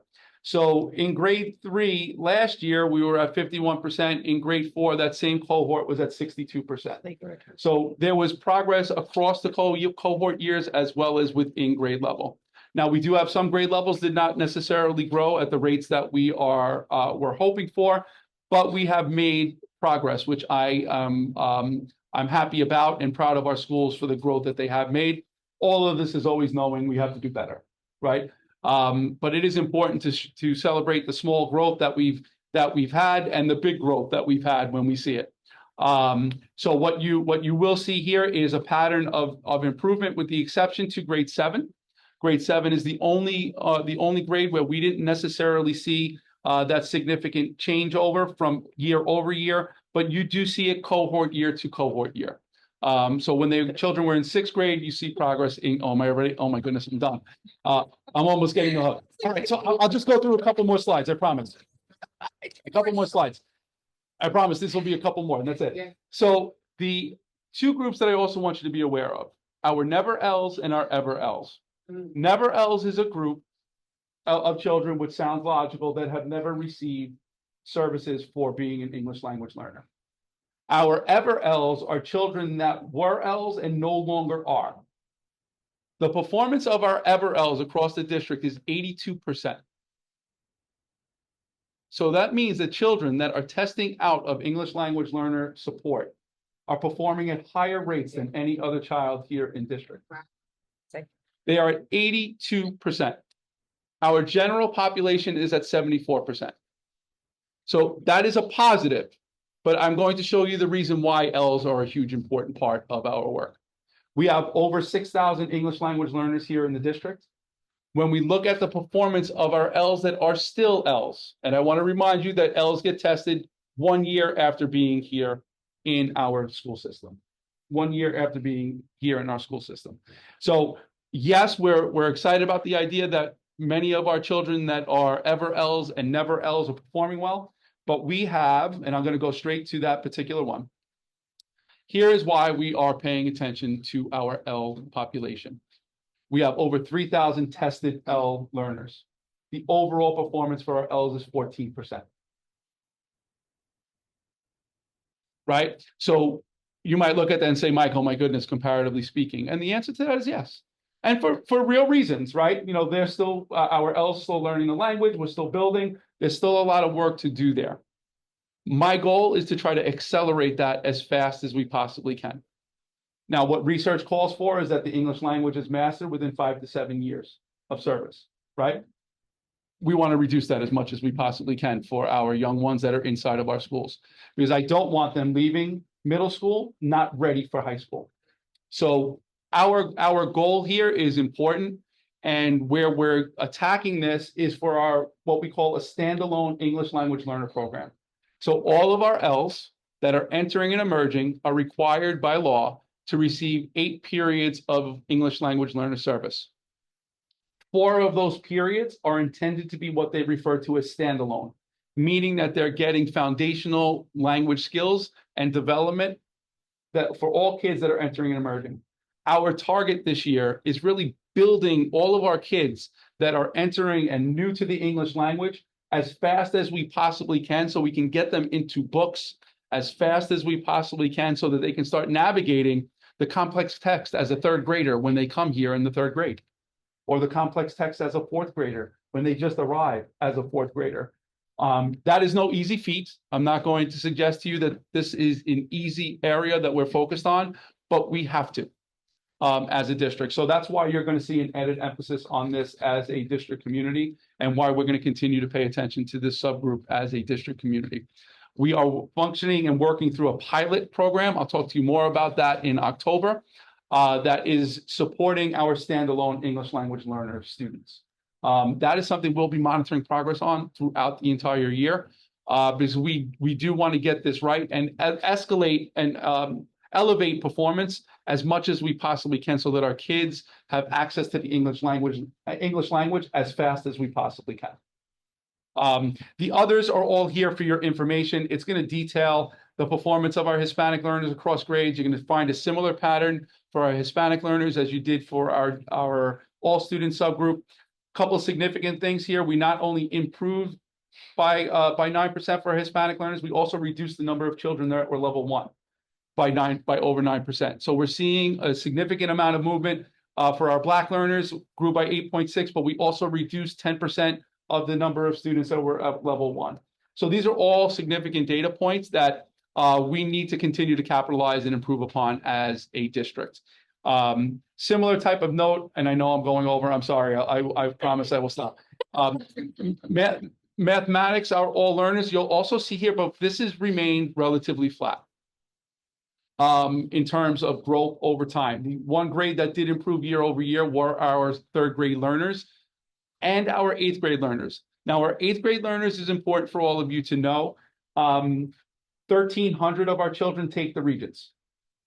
They are not embedded in that number where you see 42 and 51%. They're not included in that percentage.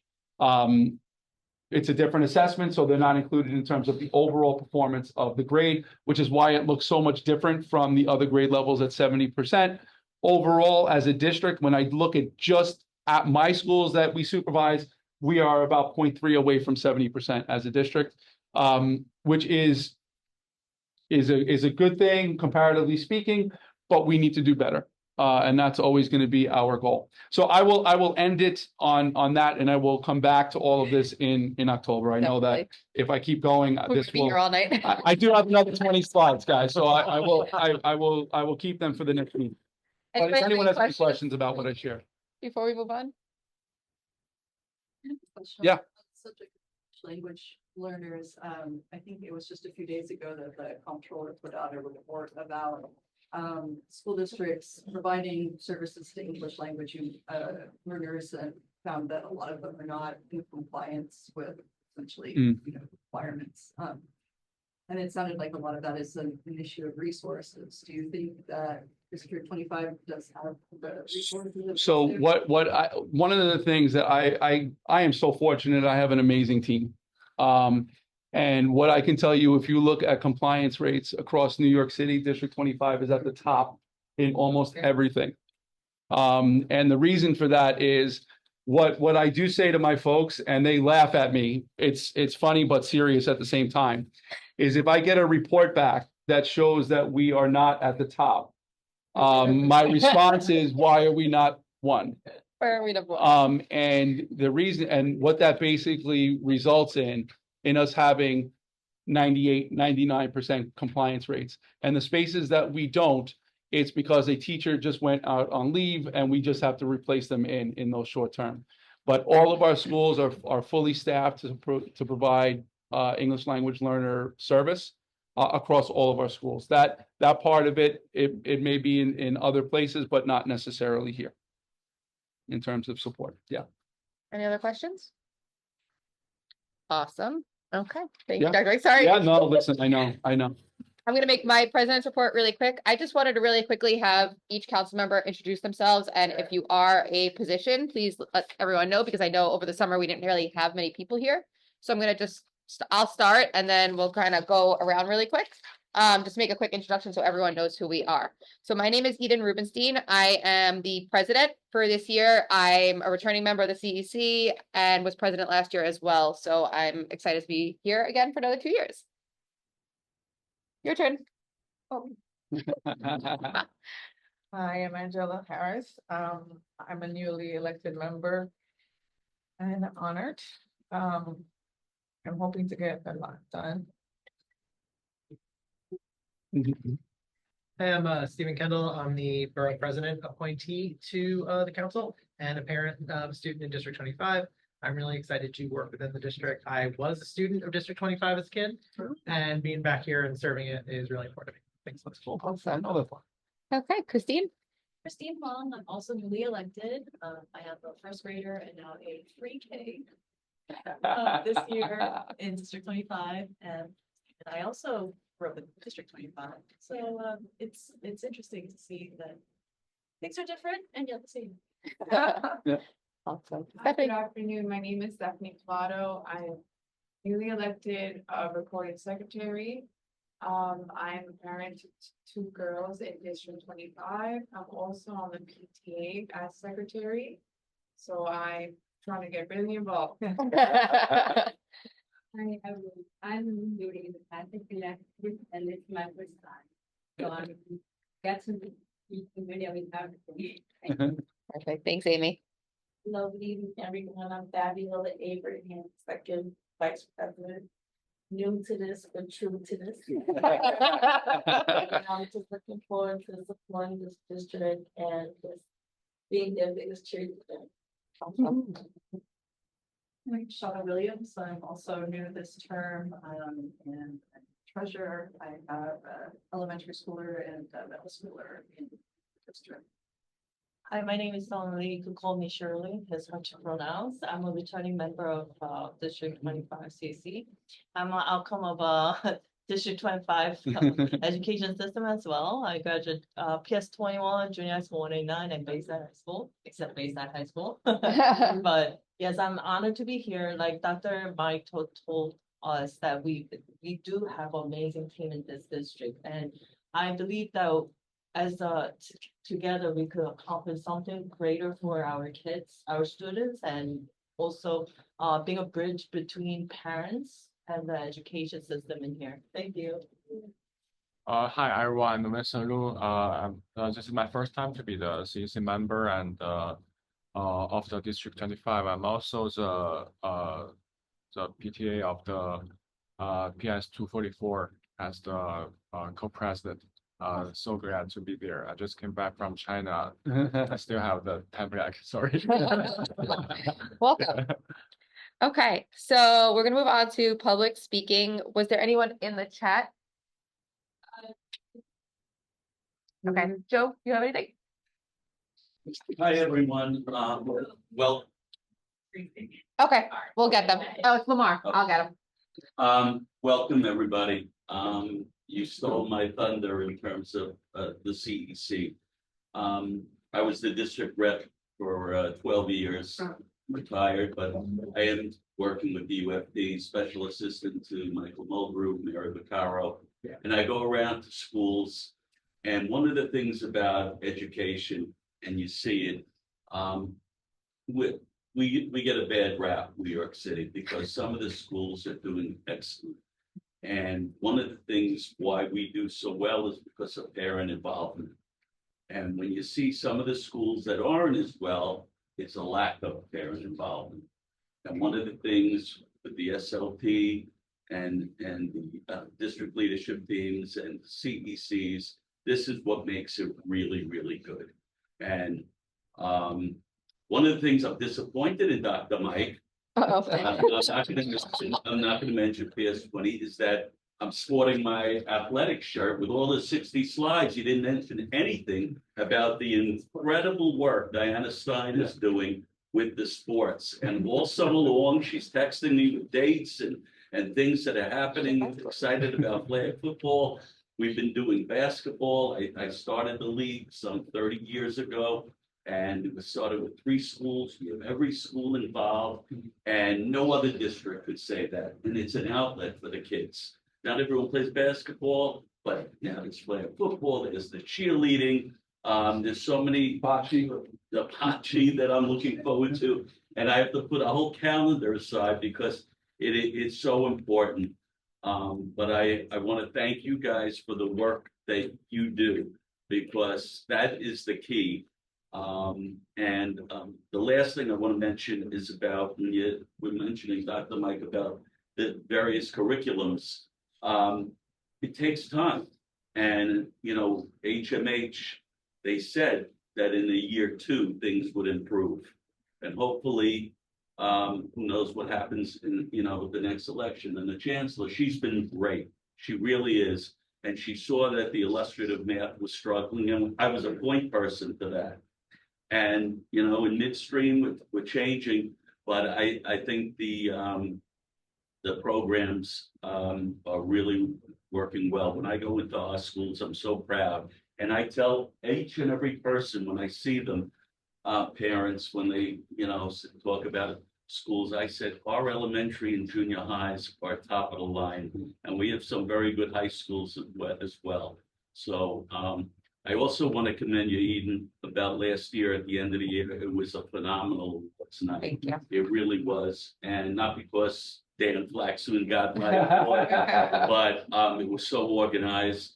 The smiles on those kids' faces when they come up on stage, it really makes me feel great, and that's the part that I miss. That's the part I miss, seeing the kids smiling when they come into schools. And so that was really a very nice thing last year. So I'm looking forward to it again. Definitely. Good luck the rest of the way. I'll be Yeah. around. Thank you. From U of T. I'm gonna let Lamar speak real quick and I'm gonna come to you. Okay. Okay. Lamar, you had your hand up? Yes, good evening. Hi, everybody. Hi, Eden. Hey, Dr. Mike. Everybody, how are you? Joe? Hey, Joe, what's happening? There's a lot of new faces there. So I'm just going to take this time to introduce myself. My name is Lamar Hughes. I am the District 25 representative. This is year 7 that I've been working in this capacity. My home school is PS 201. That's the one across the street from Queens College on Casino. And I've been there, I would say about a good 14, 15 years, something in that space, maybe a little bit less, but around there. So wanted to take this time to introduce myself. I wanted to welcome and congratulate all the new CEC members. It's a great, as you all know, your children attend the district. It is a great district to work in. I've learned over the years that there's a lot of extended families and relatives and cousins and aunties and so on and so forth. And it's like, it is the quintessential, I believe. I'm not just saying it because I'm on. It is the embodiment of community, right? So it's a great place to work in. From a UFT standpoint, I just want to make a couple of announcements very quickly, just so that you're aware of what's going on our end. We have our class size work going on throughout the city, and specifically in our district. As part of my role is to help, just keep account of where our classrooms are and our class sizes. I anticipate that I think our numbers are going to be excellent. I think we're definitely on the way to following the class size guidelines and such, and the numbers look really good. Hearing from our staff members in terms of the number of students in their class, and that's great. That is a really good thing. I'm going to stop short of calling it a ban, but I'm going to say the cell phone adjustment or something to that. I'm trying to think. Policy, that might be a better word. We heard really good things. I know this really primarily is the middle school and the K-8 schools, but we've heard we've gotten really good feedback on just everything running smoothly. And some schools still needed some pouches, but it's been good. So we're off to a great start. And I just wanted to introduce myself to everyone, wish you all well this year. I think my calendar says October, I can meet you all in person. So I will see you then. Have a great night, everybody. Thanks, Mark. Okay. Arlene, we're going to come to you in 1 second. I'm going to have Venus go, and then we're going to come back to Zoom again. Okay. Thank you. Venus, go ahead. Which way? I get to sit here, right? Yeah. Okay, good. Good evening. My name is Venus. I'm almost in tears because I wanted to show. This is my 12th year anniversary, baby. I first attended, I was looking at my email, I found the email from October 2013. It says the Parent Empowerment Day here in CEC District 25. But I know the next year I was at this Parent Empowerment Summit because I have this photo here of Superintendent Domingo at 25 and me harassing Carmen Farina. So this is how I got introduced to District 25. Was I started attending CECs in my home school district where I live in District 28 in October of 2011. So October will be my 14th year anniversary of consistently attending CECs across Queens. So I started where my son was in District 28 where I live. But I didn't realize until 2020 or a little bit before that I grew up here. I know I grew up in Flushing, but I didn't understand districts when I was a child. And I was advocating for years for Queens South before I realized, like, oh, this is my home school district. I went to PS 154. I lived directly across the street. PS 154's address is 75-02. My address was 75-01. My mother moved from Corona to our family-owned home when she was 6 years old. She went to PS 154. She went to Parsons Junior High School 168, that's now QSI. And she went to Jamaica High School, and I went to Jamaica High School. So I'm a product of District 25. Now I live in District 28. I work in District 30.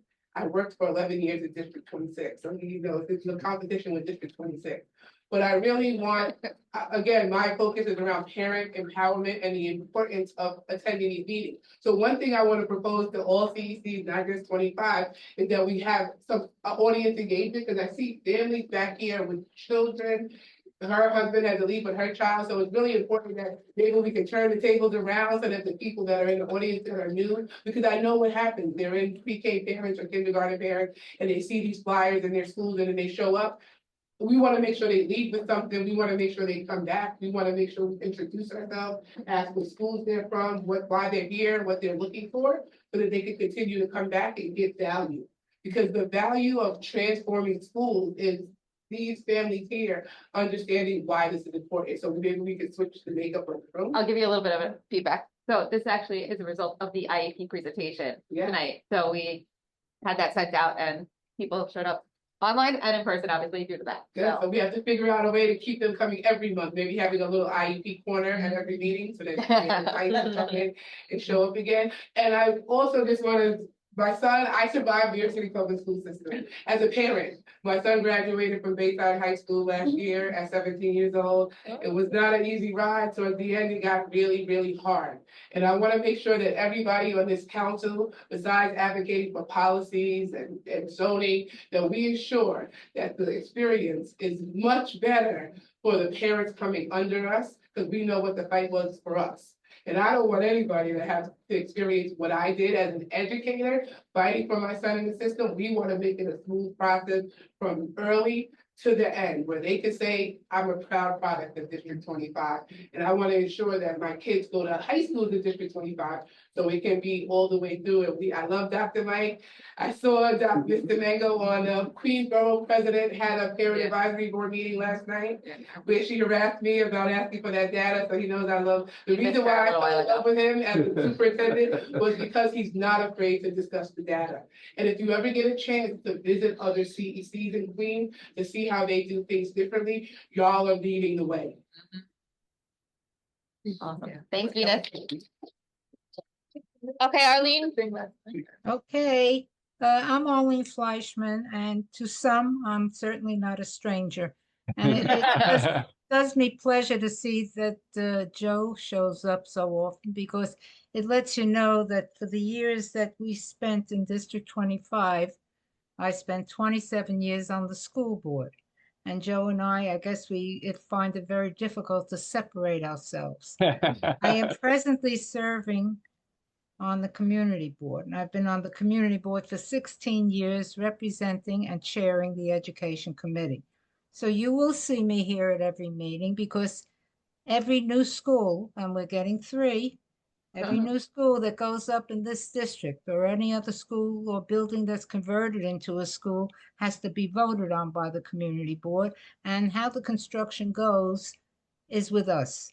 If we have to argue about it, we argue about it. So, I'll be here every meeting. If I'm not, don't worry, I'll show up again. And the reason I don't attend is it's a little more difficult for me. I'm very much a senior.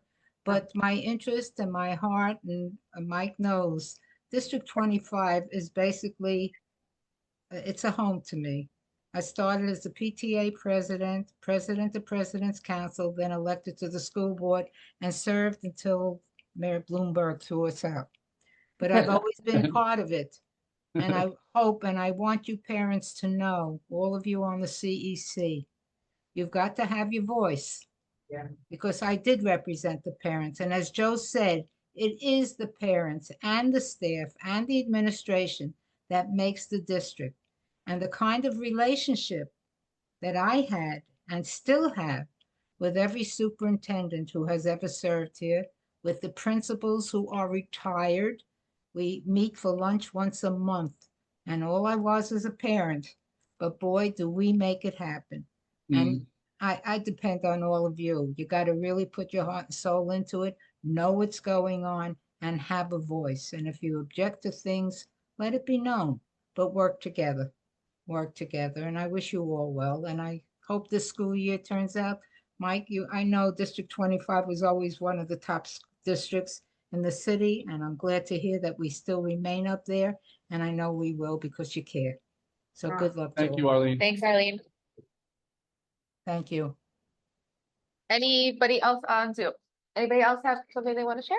Okay. If I could just quickly just say thank you to certainly Venus for her words, but also for Arlene for all that any chance I get, I just want to thank Arlene for all the work that she's done for the district in the past, but consistently is there if you need something. And that's what is so special about the relationship that Arlene has developed with the district over the years and sustains it to today. So if I needed to say something to Arlene, I know that she'd pick up and support. That's why I have so much appreciation for you. So thank you for all of that, Arlene. Thank you, Mike. I just want you to please understand, I have to report to the community board after every meeting. And I would love to, I do, I have to report on everything that you've been talking about and all the Yeah, you're reports. here anyway, though, I feel like, Arlene. I appreciate you.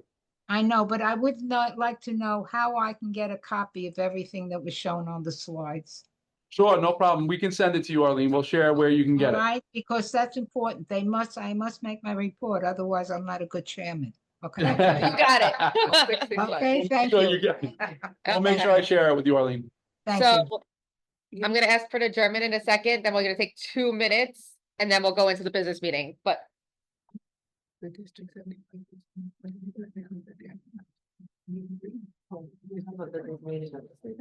we'll talk about that.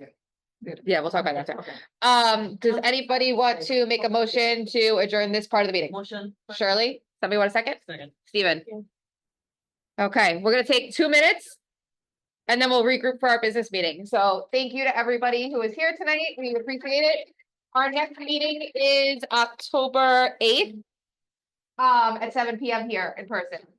So you can feel free to come in person, be on Zoom. Yeah, online or in person, whatever is easier for you. You're welcome to join us anytime. Let us know, yeah, if you need a specific language, we can get, so let us know, okay? Thank you all.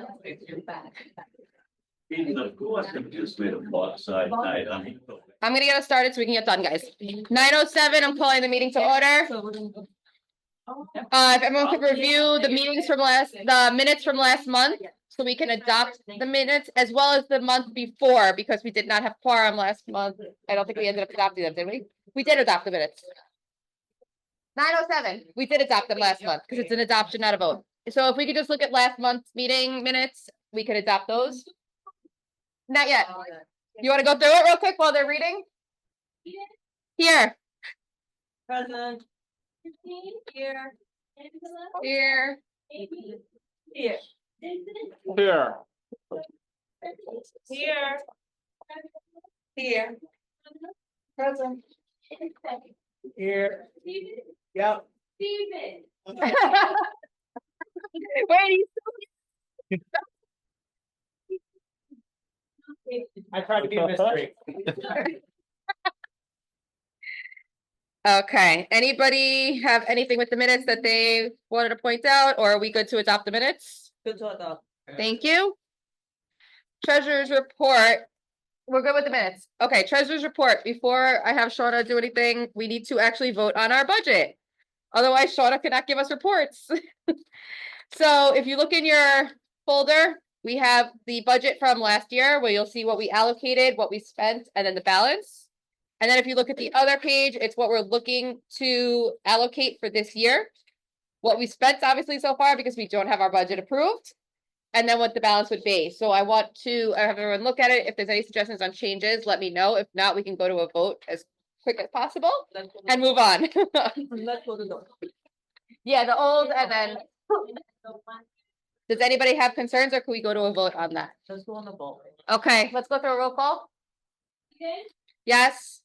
Charlie? Yes. Steve? Yes. Angela? Yes. Yes. Steven? Yes. Yes. Viola? Yes. Connor? Yes. And Steven? Yep. Okay, all yes, we have and I do have the resolution ready and prepared. I'm going to make sure that Egypt gets this submitted. So that we can start using our budget. So thank you for that. Shauna will be able to give updates starting next month. Next step is agenda for next month. Is there a specific topic that we are due to cover, Dr. Mike, or that you know of offhand, or is there something specific you guys would like us to look at for focusing on? October is the month where middle school students take SHSAT. I think so. Yeah, I mean, you'll get a lot of the enrollment and testing stuff. I'll typically give an update, but unless there's something else more that you would want. We don't usually give more than just an update on that in the past. I can look back at old past October meetings. Hold on. I know we are still trying to get, in regards to the special education stuff, we are still trying to get the Horizon Nest program people. Yeah, I'll reach out. Dr. Mike's gonna try because they didn't respond to me about that. Quick question, can we bring somebody who could explain more about Amplify? About the math program? Yes. Sure, of course. Math and the reading, I know, reading wasn't Amplified. So a little bit about the curriculum. Yes. curriculum Okay. that he shared today. Perfect. I'll put that on there and you get But the that's people. a new change for. The math is new this year, yeah. So the math, again, not for the entire district, middle school primarily. I think that'll be good, and then we push that Oh, yeah, out we again, can like talk we about did that, yeah, of today. course. That'll bring a nice turnout also to learn about the new curriculum. Okay, so that sounds good for next month. I'm trying to move a little bit quicker so we can get out of here tonight. We're still trying to work on the Horizon Nest program coming in to speak about their special education services program. So next we have school assignments. I know some people did email some preferences back to me. But I would like to get everyone assigned to about 4 to 5 schools as quick as we can. 4 to 5? 4 to 5, probably. We have the most Wait, members so this how many year. schools altogether? We have 34 schools and then the 2 pre-K centers. So 36. 36. Hold on, we might actually not even need to take 4. Oh, okay. I'm gonna make life easier for everybody. Yeah. Some will get 3, some will get 4. Yeah, that's what I'm doing, just to like break it down. So there's 10 of us, it's 3.5. 194. Okay, so really quickly, I'm gonna call out a school. If it's not, you cannot choose your school that you have a child attending. You have to choose something other than that. PS 20. Anybody have that as their preference? If not, does somebody want to take it? It's John Bound. John Brown. Okay, Stephanie, got it. I'm writing it down. Okay, 21. I want to take 21 because I'm the one who was assigned for the school last year. They resubmitted SCA last year for the auditorium. And I just want to see if it got done. If it's not, I'm gonna push it. Perfect. This year. Okay, PS 22, Thomas Jefferson. Anybody have that as a preference or is willing to take it? It's on Sanford Avenue. Anybody going once, going twice? We'll come back to it. Okay, PS 24. What happened? Shauna? Okay, Shauna got 22. Got it. Okay, PS 24. Anybody? I can. Amy? Okay. IS 25. Anybody? Take that one. Shauna, okay. Shauna, you only need 1 to 2 more. You don't need to take too many. So you're good. 29, College Point. I can do it. Okay. Steven. PS 32. Anybody have a preference? Anybody? Anybody? I'll take it if no one's taking it. Thank you. PS 79. I'll take it.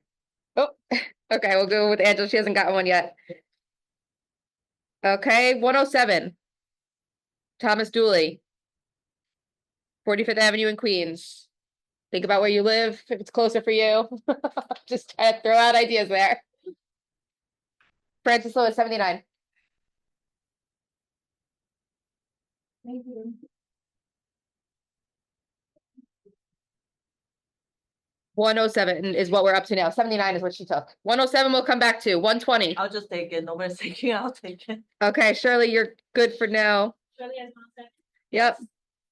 So I have 3 up to. Yeah, you have 3 right now. Anybody could go up to 4. PS 120. Anybody have a preference there? PS 120. 136th Street in Queens. Mr. Marino, principal, amazing to work with.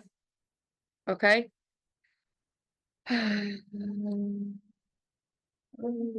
come back to that one. 129 in College Point. Anybody want that one? Don't all jump at once. Okay, we're back to that one. 130. I can do it. Steven? Okay. 154. I will take it, but that's my kids. Anybody want 154? Anybody that hasn't said anything yet? Okay, we'll come back to that. 163. Amy? Okay. Perfect. 164. Anybody? Principal Neely, right? 164 is That's a La new Felice. it's a new principal, right? No, Principal La Felice has been there for several years. Oh, I'm looking at the next line. That's why. I'm looking at 165 That's already. the K to 8. 164 is the K to 8 school. Got it. Okay, so 164 is K to 8. Anybody? Okay, we'll come back to that one. 165. That's what I was thinking of, because that was my next list. I was like, wait, who's the new one though this year? Okay, we're gonna come back to that. 169, I put myself down for that. I live about 5 minutes from there, so it's just easy for me, if nobody minds. 184. Okay, Christine. 185. I'll take it. Ooh. Now Who wants to go? petition. Who wants it? Yeah, Go, rock, paper, there scissors. you There you go. go. Rock, paper, scissors. 189. I'll take it. Yes, Sure. so I have 4. You have 4. You don't need any more, Yeah. Shirley. 193. Take that one. Okay. Shauna, you have how many? Okay, you're good probably at this point. 194. think, Angela. Shirley agreed. Yes. By the way, did you call 25 IS? Yeah, Shauna took 25. Oh, no. But I did. No, Angela took that one. PSMS 200. I'll take it. Okay, Stephanie. Yes, PS 201. I'll take it as well. Okay. Yeah, I'm 3. That's her third one. Third. PS 209, I can take if nobody else wants it. Okay. That's me. 214. Okay, Christine, I think you're good now, right? Well, that's 3. 25 is Shauna. You sure? Cause, okay, does the email when I sent it?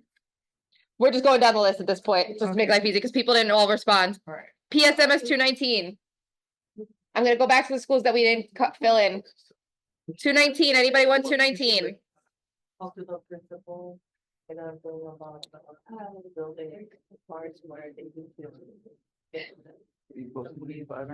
Okay, I'm gonna jump to 237 for now. Anyone want 237 that doesn't have like 3 or 4 schools yet? Okay, Vincent takes 237. Yep. Yeah. I will take 154 and 250. No. Fabiola, you said 154 and which one? 42 is like literally diagonal. 250. I didn't get to 250 yet, but I will put you there. 250 and 154, she said. 242, I'm gonna grab. I've been with them for 3 years now, so if I could stay with them, if nobody cares, I will continue that. Take it. Girl. I'll take it. Just kidding. Those are my peoples. 244. I take it. Okay. Yeah. Yeah. What school do your kids go to? Right now he's 24. Okay, so you're good. Yeah. He's graduated from there already. Do 214 yet, right? No, 214. I called out. Christine said that one. Oh, come on. I said 219 Sorry. after that. Nobody claimed 219 yet. Bell Academy, I'm gonna put with me because I took 169, so it just makes sense to have it hand in hand if nobody minds. 379, College Point Collaborative. I'll take it. 379. Angela? Okay. That's nearby. Pre-K in You Whitestone. said 379? You want that one? Pre-K to the Whitestone. You want the other one? Okay, pre-K Whitestone. Pre-K Whitestone, anybody? Okay, what's the number? I feel like I'm at enough. That's in by Holy, where Holy Trinity is? It's the, it's at 143rd Street. 409. Okay, I'll take 409. 409 Whitestone, right? I'll take College Point, mine's in White. Okay, so you could, if you could take the Whitestone, Steven's willing to take the College Point one, because he can't take the Whitestone one. Okay, so which one am I taking? You're taking Whitestone. I'm taking College. Okay. Okay, Oh, so it's The Z100. Yeah, it goes. And then 499, I know you That's can't just take the it, building code, Fabiola, it's so not- anybody else want 499? I take it. Vincent, we're at 499. Vincent took 499, so here's what I got. Touch base with Jennifer, maybe she needs to do something like that in her school. Guys, I'm gonna go through the list one time. For the 499. 489 he took. Okay, I'm gonna read off what I have so that. Okay, so right now I do not have anybody assigned to PS 120, PS 129, PS 164, PS 165, PSMS 219, and that's it. Repeat it again. PS 120, 129, 164, 165, and MSPS 219. Are we all kind of evenly assigned at the moment? Who does not have at least 3 at this point? So pick one more, Fabiola. I'm trying. Pick one. Amy, pick another one for me. Vincent, I got 3 from you. Yeah.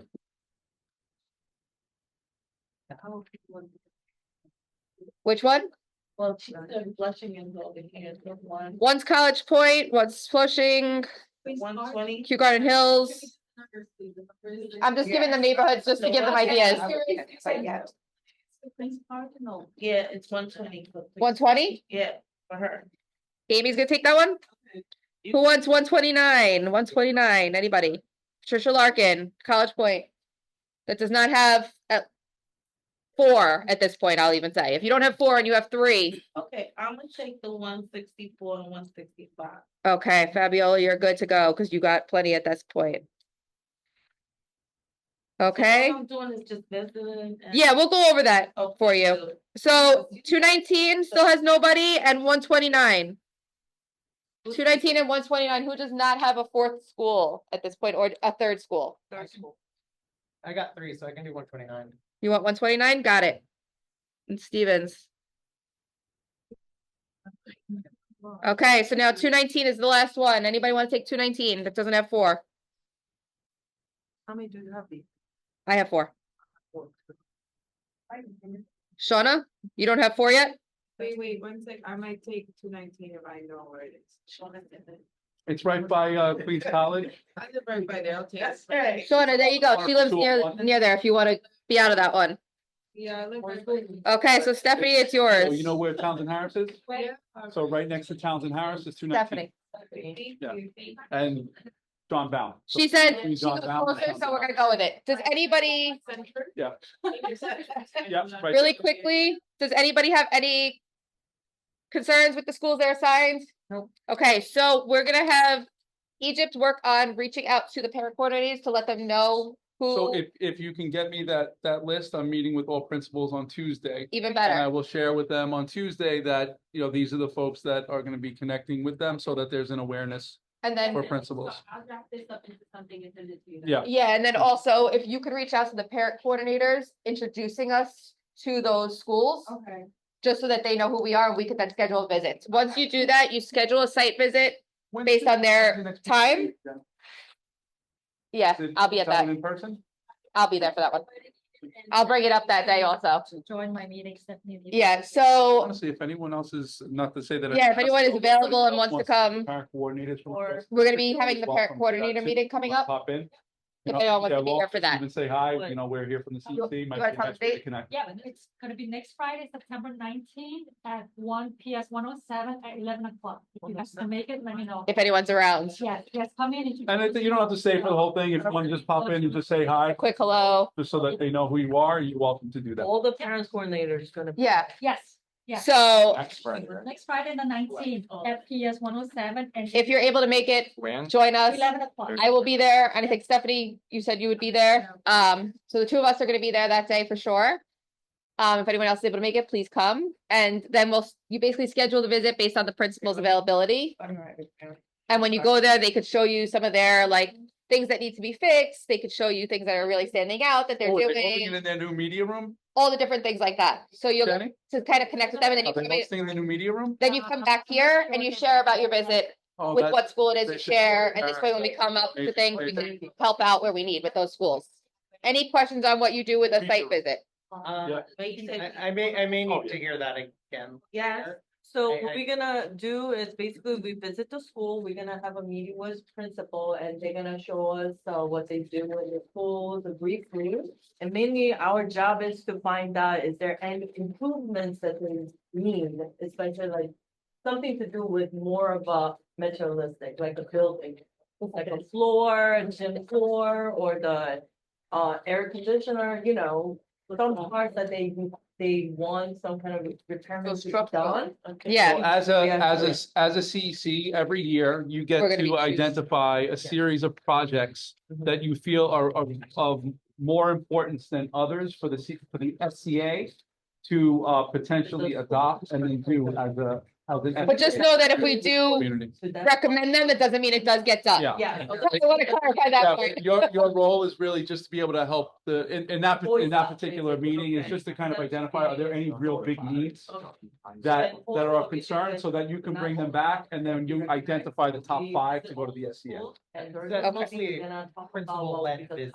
It could be principal, parent coordinator, Whoever who's availability. They're kind of leading it for. Yeah, like I got, the first year I went to 209, I was at the PTA meeting and then they took me through a tour after that. It could be an SLT meeting, it could be anything.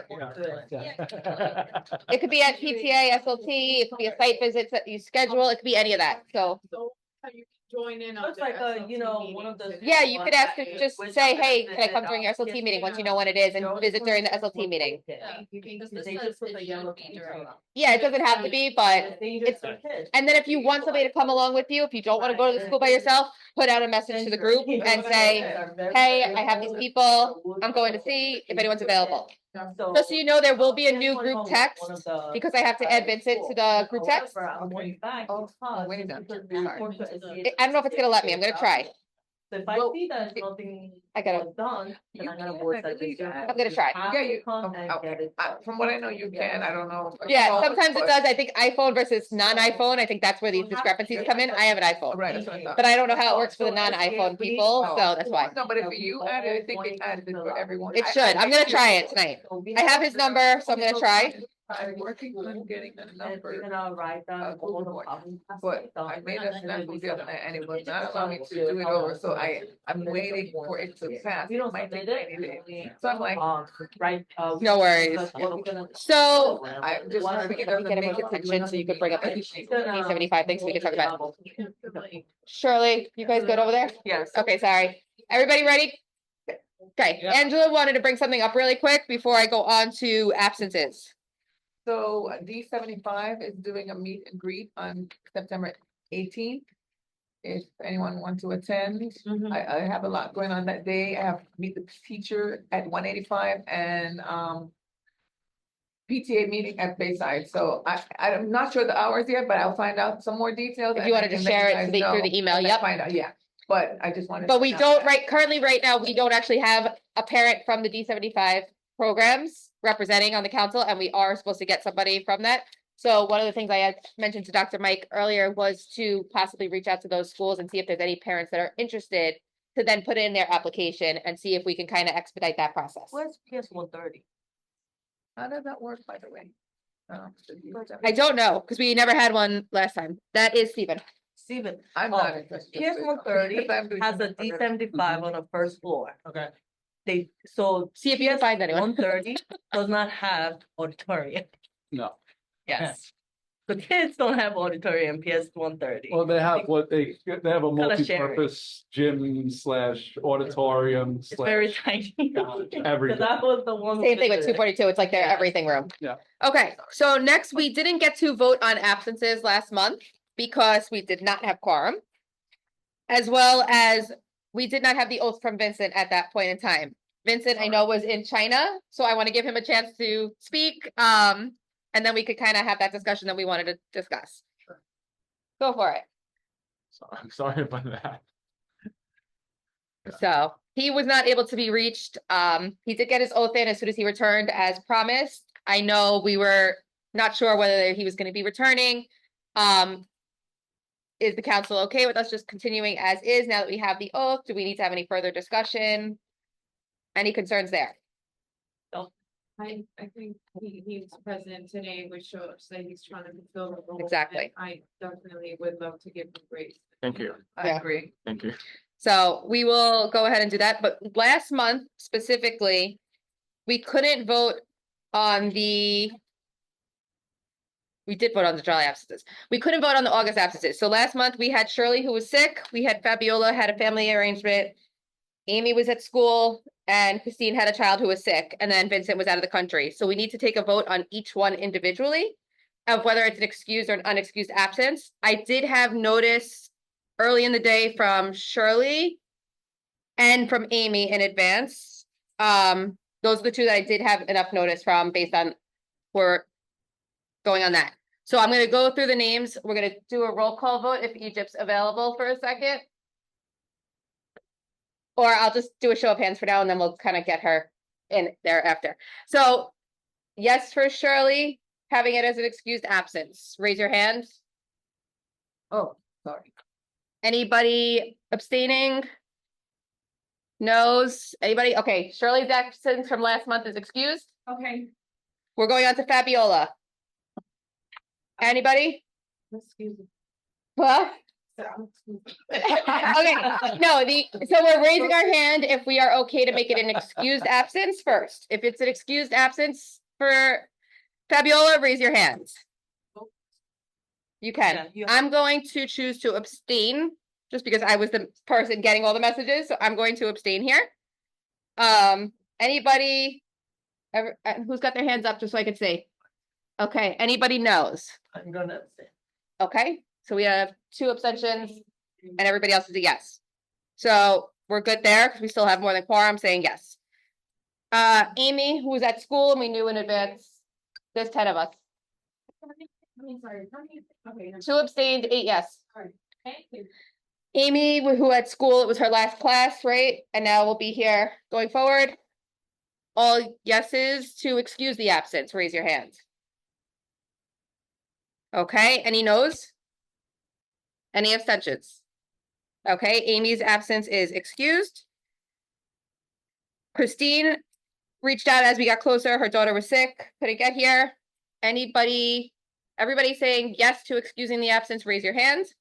I'm going to stay abstaining right now because I was the messenger again. Everybody, you could vote. I'm just gonna abstain. Yeah, you could vote or abstain. I'm gonna abstain as well. Okay. Okay, so 1, 2, 3, 4, 5, 6, 7, 8 yes, 2 abstentions. Okay, it's excused. And then Vincent was out of the country, so we did excuse his first absence when we knew that he probably was still out of the country. So last month also, he was out of the country. Everybody, if you are saying yes to excusing the absence, raise your hands. 1, 2, 3, 4, 5, 6. If you're excusing the absence, 7. Okay, any no's? 1 no, and abstentions. What are you voting? Vote for yourself. Do we have at least 7 yeses? I'm sorry. I like just drew a blank when it was happening too. There was So it's 2 here. I was gonna say it was 2 here and then everybody else already had their hands up here. Except for There was Steve. 1 no, I abstained. Yeah, Steven was the no. You abstained and everybody else had their hands up for yes. Yes. And then Vincent didn't vote. Yeah. So we're gonna pretty much abstain for there. As long as you have 7, we're good to go. 7 yes. Yeah. Okay, So that means. then that's excused. Just so you guys know, for those of you who hadn't been here, 3 unexcused absences leaves you with the potential of vacating your seat. So just make sure you have sufficient notice. We do have it in our bylaws. Everyone has a copy of those, and it's also available. If you don't have it, make sure you're giving me and Egypt enough notice if you will not be able to be here. If we do not have at least 7 of us in person, we cannot vote on anything. So I need to make sure we have 7 in person every month, at least. Thank everybody. So thank you, everyone, yes, for being here tonight. I am going We've to, never had this full of a CEC. We never had 10. No. Remember. Many hours. Never this many folks. Great. 48 hours. 48 hours notice. Now, I'm going to skip vacancy discussion because we mentioned that there's the D75 seat. The only other seats after that is one other borough president seat. I don't know if you have any meetings with them coming up. I do have a meeting with them. If you want to ask them if Week- there's a week after. potential of a second candidate coming, that would be perfect. And then I asked Dr. Mike and Jenny, we don't have any students yet for the high school seats, but we are eligible to get up to 2. We've been reaching out to the high schools. Hopefully we can get some What's folks, the requirement some kids for in high soon. school? What's the requirement for a high school student? They have to be, Jenny, the requirement for the high school students, they have to be seniors. Doesn't matter where they go to school, if they go to Brooklyn Tech or Staten Island, as long as they Reside in this district, they can be yeah. a part of us. Sorry to interrupt. I believe in the handbook, it said that they also have to hold a student government position. Is that still the case? Or during one of the orientations, They they would said have to that. have one of those student leadership. Oh, okay. That's some, yeah. But as long as it could be some club. He didn't School vote. club I members, said abstain. He said no. positions too, doesn't. To my school, like. Okay. So we can clarify the You got exact 7. organizations, but they should be in a leadership role in their school. In the school. And a senior at the school that they're in, but reside here in District 25. The school principals are aware. But we can double check and make sure that all those requirements are correct. We've always managed to get at minimum 1, that's always been something we've been able to accomplish. So we'll keep working with our high school partners to see if we can get some kids that they know that reside here in the district and go to our district schools. But it's not exclusive to them. Any of our kids can do that as long as they live here in the community. The books you get to keep. Oh. Those, they gave us plenty of them, keep them. Just so you guys know, I went to go add Vincent to the chat. It made me create a new group chat because some people are not iPhone. So I'm sending a message saying, hi, everyone, use this going forward. Okay. So when you receive that, it's me. And just identify who you are so that everyone who doesn't know knows. I just sent that out. So if anyone wants to make a motion, we can get out of here. Motion. Shirley, who wants to second it? Stephanie. Yes, yeah, I know. Not what getting that's started. about. Thank you. Quickest business meeting than I expected. Stephanie. Yes, I am. Not this one, but this one. Oh, I did it already. Okay. You're good. All right, thank you. This is for you. This is for you.